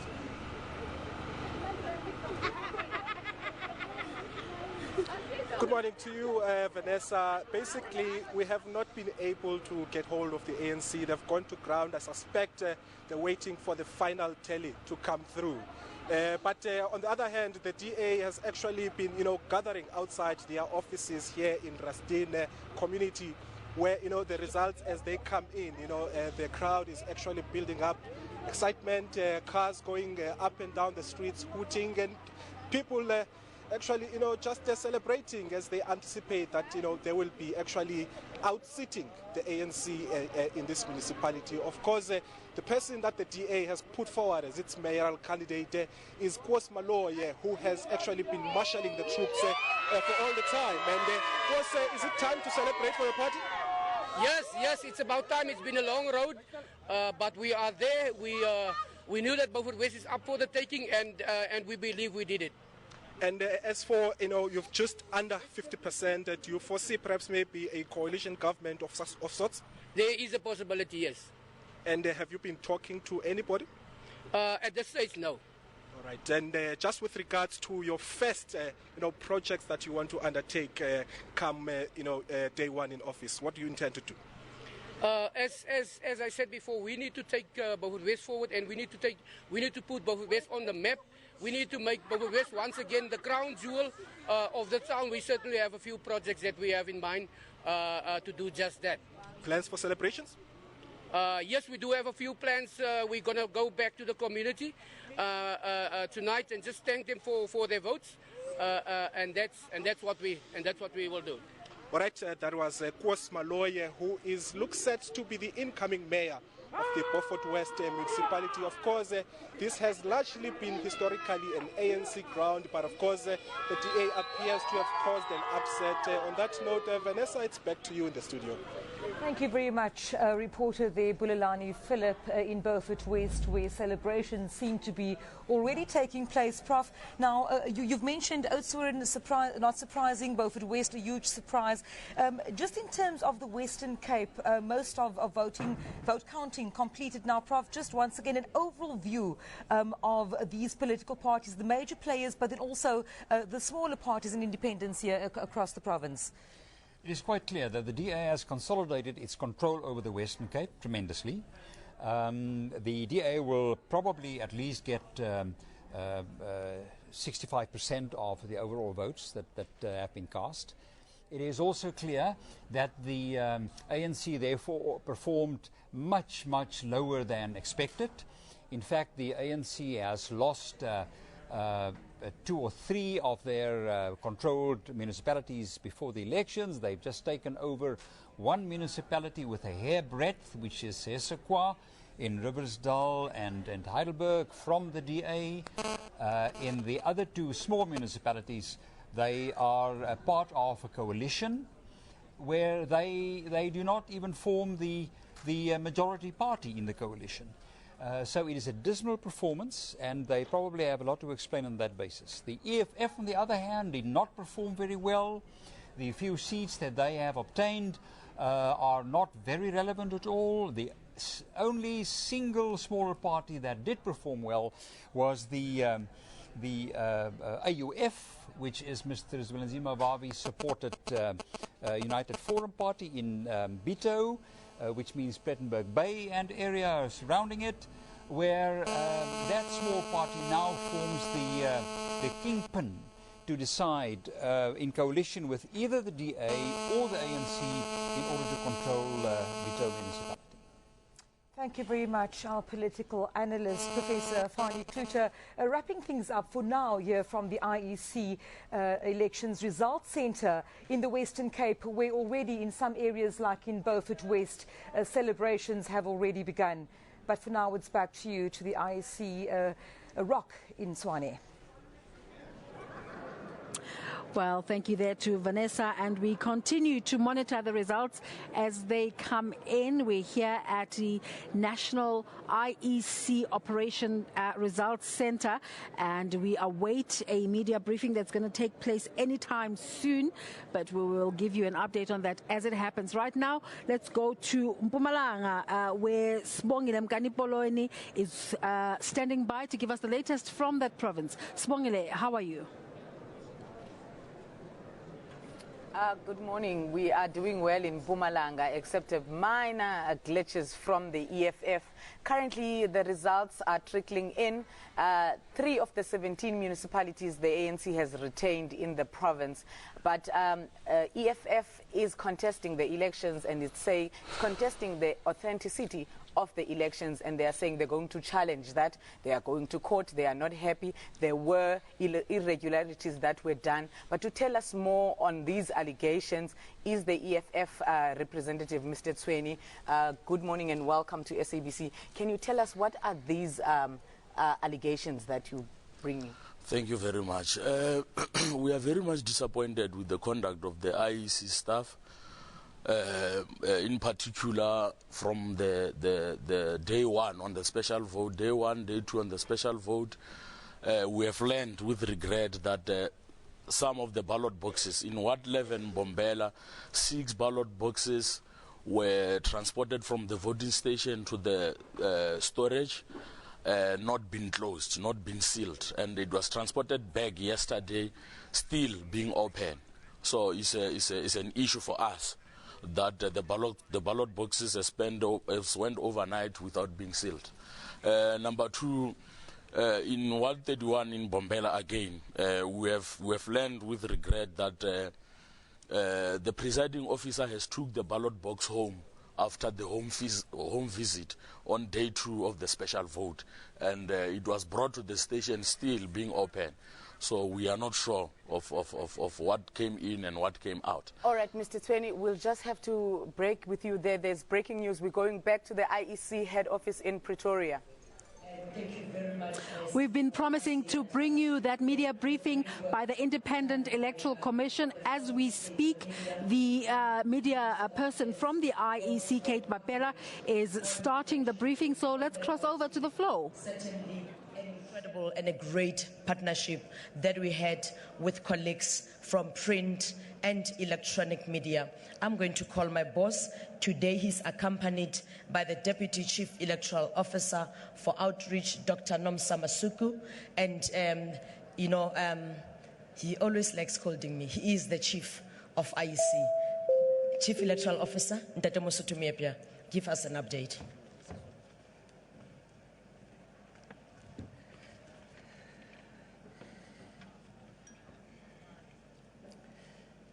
Good morning. Good morning. Thank you very much. The Electoral Commission is pleased to report that counting of votes has been completed in all but a handful of voting stations. Election officials, under the watchful gaze of party agents and observers, spent the night sorting and counting ballots at their voting stations to produce result slips for each of the voting stations. Once these were signed by election officials and party agents, a copy was posted on the voting station door or a notice board at that facility, and a copy was taken to the Municipal Electoral Office or a regional result center where the results are now to be captured and loaded onto the results system. Party agents were encouraged to also take photographs of result slips as an extra check for themselves. As at 11 this morning, 77.8% of results had been captured. Following the capturing process, the results are then subjected to independent audit verification before being finalized and posted here. The result slip is also scanned so that it can be compared to the results on the system by anyone at their leisure. This process is now underway in all provinces and will continue until all results have been finalized. By 11 today, the entire process was almost complete for the Northern Cape Province, with 99% of results finalized and results only outstanding for a few wards of the Salt Lake municipality. The Western Cape was following closely behind, with 84% completed. The Eastern Cape with almost 80% completed, and the Free State with 74% completed. In Mpumalanga, 60% of the results were complete, with both KwaZulu-Natal and the Northwest Province reporting 55% completion points. Gauteng and Limpopo had completed approximately 47% as at 11 today. The Electoral Commission is aware that South Africa is now eagerly awaiting the outcome of these elections, but we appeal for patience from all stakeholders to allow the process to follow due diligence and accuracy. In terms of Section 5, subsection 1N of the Electoral Commission Act, the Commission must declare results within 7 days after elections. We are on course to do this. The Electoral Commission would like to thank the millions of voters who braved cold, windy weather to make their mark and have their say in the 2016 municipal elections. The Electoral Commission is also proud that once again South Africans have voted peacefully, patiently, and passionately. The Electoral Commission is deeply grateful for the tireless work of nearly 200,000 election officials who worked from very early yesterday morning to very early this morning, in many cases, to complete the voting and counting processes. There are still many of these officials who by now have not yet had some rest. A special word of thanks must go to those stationed in temporary structures who completed their task with limited light, warmth, and comfort. Our sincere thanks also go to the tens of thousands of party agents and observers who stayed throughout to oversee the process to ensure its integrity. The media has given us good company, and we are grateful as well. The Electoral Commission has noted reports of a disruption at the Johannesburg Results Centre early today. The capture of results in Johannesburg is centralized, and delays occurred early today when large numbers of presiding officers converged in a short space of time to deliver their result slips and security materials. Eager to return home for rest, and after a long day and a cold night, some tempers frayed, understandably, during these days. The Electoral Commission deployed the Vice Chairperson and the Provincial Electoral Officer to the centre, and the situation was quickly resolved. The Electoral Commission is not aware of any result slips which have gone missing in Johannesburg. At this morning's meeting of the National Party Liaison Committee, which just ended a few moments ago, political parties called on all South Africans to also be responsible when it comes to reporting on unverified claims about these elections. Hoaxes and misinformation must not be allowed to undermine the confidence in the outcome of our elections. We are very grateful that everything continues to proceed well. I thank you indeed. Thank you, CEO. I'm going to open the floor for a few questions as we begin to assist voting stations in taking care of counting processes. I've got hands starting this side, and then I'm going to go this side. Kosi, at your end, if you may please stand up, introduce yourself, and tell us where you come from. Thank you. Good morning. I'm Khelang Bata from Bloomberg News. I just wanted to get some more information on the voter turnout in terms of as far as the votes that have been counted, where are we standing on the voter turnout, and as well as whether it's higher or lower than what we saw in 2011, perhaps 2006 as well. Thanks. Well, that was the briefing from the IEC, some of the things coming up. That was presided on by the CEO of the IEC and also Dr. Nomsa Masuku. And some of the things that came up 77% of the wards have been counted. That's almost a complete number. They're just awaiting some of the audit verifications, and also saying that most of the areas have been counted. They also brought up the issue of the incident in Gauteng this morning, where a large number of presiding officers came through all at once, and it was a bit of an overwhelming situation where everything could not be calculated at once. The briefing continues, but it's now the Q&A session, and we're going to come out of that and continue here with our discussion and bring in a new analyst into our discussion, Dr. Ndumiso Cingo, who's the Innovation Manager at the CSIR. Welcome. Thank you for having us. A lot has been said about your model of predicting the results, and you're saying that you use an algorithm that takes into account historical elections but also incorporates the results as they come in. Tell us about it. Unpack it for us. Okay, so the reason why we use past elections is based on the assumption that voter behavior from one election to another is consistent. If voters change from one party to another, if it's a group they change, they will change even in the next election as a group. Now, we use those past elections to find groups of similar voting districts that have similar demographics, profiles of income, etc.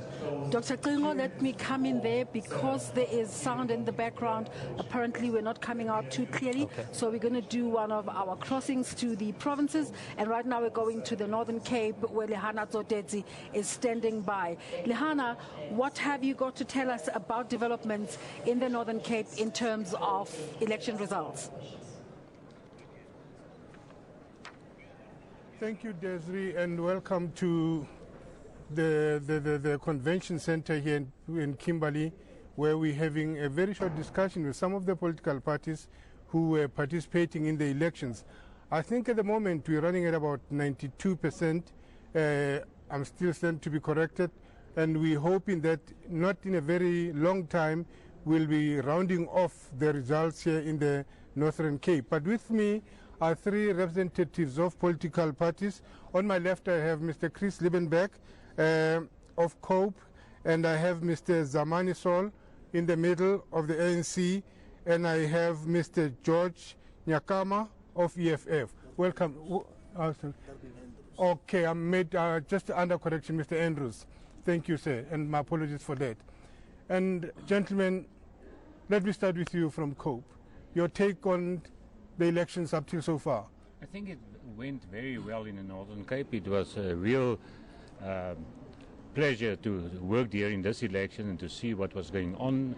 But I must say that the outcome is disappointed to us as COPE. We expected more, but you must rest assured now that we will continue to work. Yeah. And what's the situation like within the ANC, and how do you think you've done? Now, as the African National Congress, we are pumped up, and we are very positive and confident. The results that have come out now, they clearly reflect the fact that the ANC is the leading political party in the Northern Cape. We are likely to go beyond the outcomes of 2011 local government elections. 2011 we got 61%. We are likely to go beyond that, and we are very positive. We've already won 11 municipalities with a clear-cut majority. Mr. Andrews, you made some predictions a few days ago. How far are you from the predictions? We would like first of all to say thank you very much for the voters in the Northern Cape that have voted for the EFF. From the onset, we were quite honest with our predictions in terms of this local government elections. As a new kid on the block, we've indicated that we want to grow our base, and that's exactly what we're busy doing, growing our base within the Northern Cape, and we've also indicated we want to increase our numbers, and that is basically happening now within the Northern Cape. All that we can say is that we are also quite confident going into 2019 that we had a very strong base and that we would be able to make a difference in the lives of our people. So we are not disappointed. Over and above, as a new kid on the block, I'm quite sure that we will definitely looking forward to work with our people on the ground and make sure that we are getting the confidence of our people more and more to grow the EFF in the Northern Cape. Any intentions of a coalition between COPE and IF?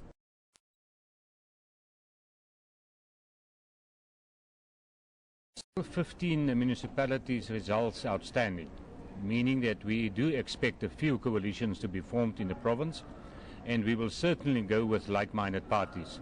So there is no secret here that if it is necessary for us, to go with the EFF, we will do so. And Mr. Zamani?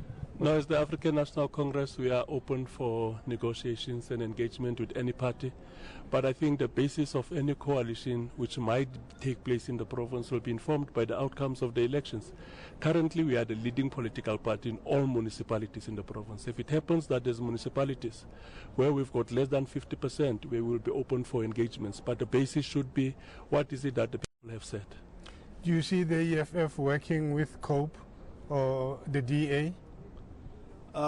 We are also open on this issue, but first of all, we would like to see the results completed, that everything should be tickling in, and then we will take that position. But for now, we don't want to engage on any talks of coalitions as we speak as of now. But I mean, it's an open race, and we have from the onset indicated that we would like to work with all organizations except the African National Congress. That is our national position, and for now, like I said, let's get all the results in, and then we'll take it from there. Okay. Briefly, let's look at Mr. Zamani. Let's look at post-elections. What are expectations, especially from those who voted you in power? Now, what we'll have to do soon after these elections is the appointment of mayors. And we gave a commitment to the people of the Northern Cape that we are going to appoint grassroots activists to become mayors, who will really dedicate most of their time and energy to ensure that we improve the quality of lives of the people of the Northern Cape. We've presented a manifesto to the South Africans, and we are going to ensure that each and every aspect of that manifesto is fully implemented within the next 5 years, because our program is to build on the work that we've done over the past 22 years to ensure that we continue to improve the quality of lives of our people. Thank you. Your last word, sir. Yeah, our expectation is that those councils that are run by the ANC for the last 5 years better themselves, start service delivery in the real sense of service delivery, better the lives of the people, and not continue on the path they've chosen in the last 5 years. Those are the views of the three political parties that we have here. Earlier on, we had also invited the DA, but we were made to understand that they will not be around, as their spokesperson is not around in this area. But for now, we want also to talk to the political analyst just to give us a sense of the outcomes of these elections, and just to tell us exactly what could this mean, because there appears to be certain areas where the ANC has dominated and certain areas where a coalition is likely to take place, as you have heard what the political parties are saying. But now with me now, let me just introduce to you Dr. Matebesi, the political analyst. Dr. Matebesi, you must have picked up a bit of the views expressed by the political parties, and the ANC is sounding confident that it's taking a clean sweep and possible coalitions there and there. Yes, I think what is very important for the ANC is that they've managed to win back municipalities that were hung municipalities in this province. Once again, very important for the ANC. But the problem with coalitions is we need to ask ourselves, local government is about basic service provision, not for leaders, but for the people at ground, at community level. And we need to ask ourselves, are these coalitions to the benefit of the people of that particular municipality, or is it to advance the image of, to promote the image of certain political parties? But yes, definitely to a certain extent, I don't believe that the EFF and COPE will play a prominent role when it comes to hung municipalities if we look at a preliminary result. But definitely perhaps the Democratic Alliance, which currently it is the second strongest municipality if we look at the 11 councils that have already been declared here out of the 26 local municipalities in this province. When you say you don't think both the COPE and the EFF can work together, is it because of percentages that they will be obtaining, or do you think the two parties cannot just go together? Yes, well, they can work together, but at the end of the day, currently the ANC is sitting strong at 56 overall percentage in this province, and that's why I say even if they do work together, they will not be able to take the leadership of that any particular municipality where we now know that the votes have been completed, the counting of the votes have been completed. That's why I strongly believe that this far it is going to be just working together, but not actually taking over that the leadership of that particular council. Coalitions, do you think really it's about the parties or individuals, figures that are within that party? Yes, we've seen coalitions actually working to the advantage of the citizens. We've seen the coalition between the then alliance, the political party that was led by Patricia de Lille, and the Democratic Alliance. We still know that they are still together. It is working quite well in the Western Cape. But in most instances, we've also seen situations where coalitions actually leads to much more trouble, not only for the political parties, but also for the citizens there, where you find that it's infighting between political leaders or political organizations instead of providing basic services to the citizens. Your post-election analysis of all this?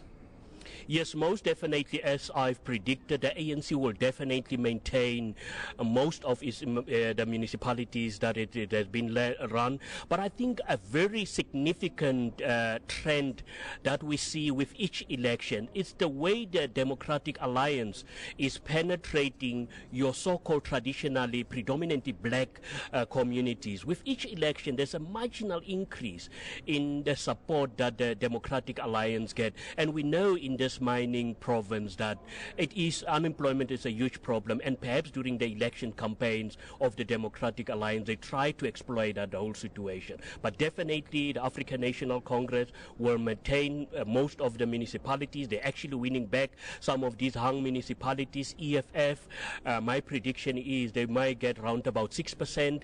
That is the same support that they got during the last national elections in this particular province. Thank you very much, Dr. Matebesi. Thank you. That was Dr. Matebesi giving us a brief of what the situation will be like and the post-election analysis. That's all from us in Kimberley, and back to you in Pretoria. Well, welcome back there from the Northern Cape. At last count, the Northern Cape was at 97% of votes counted, showing a lead of the ANC. And as we speak, the IEC has just wrapped up its latest briefing, where the CEO was saying that they're not going to rush the results coming in because they don't want to compromise on quality. And just to close off with our guests, Dr. Ndumiso Klingo from the CSIR, and Mr. Chris Mtuba, thank you so much for making the time. We're going to make a switch over now to the next show as we continue our rolling broadcast here from the Results Operations Center in Pretoria.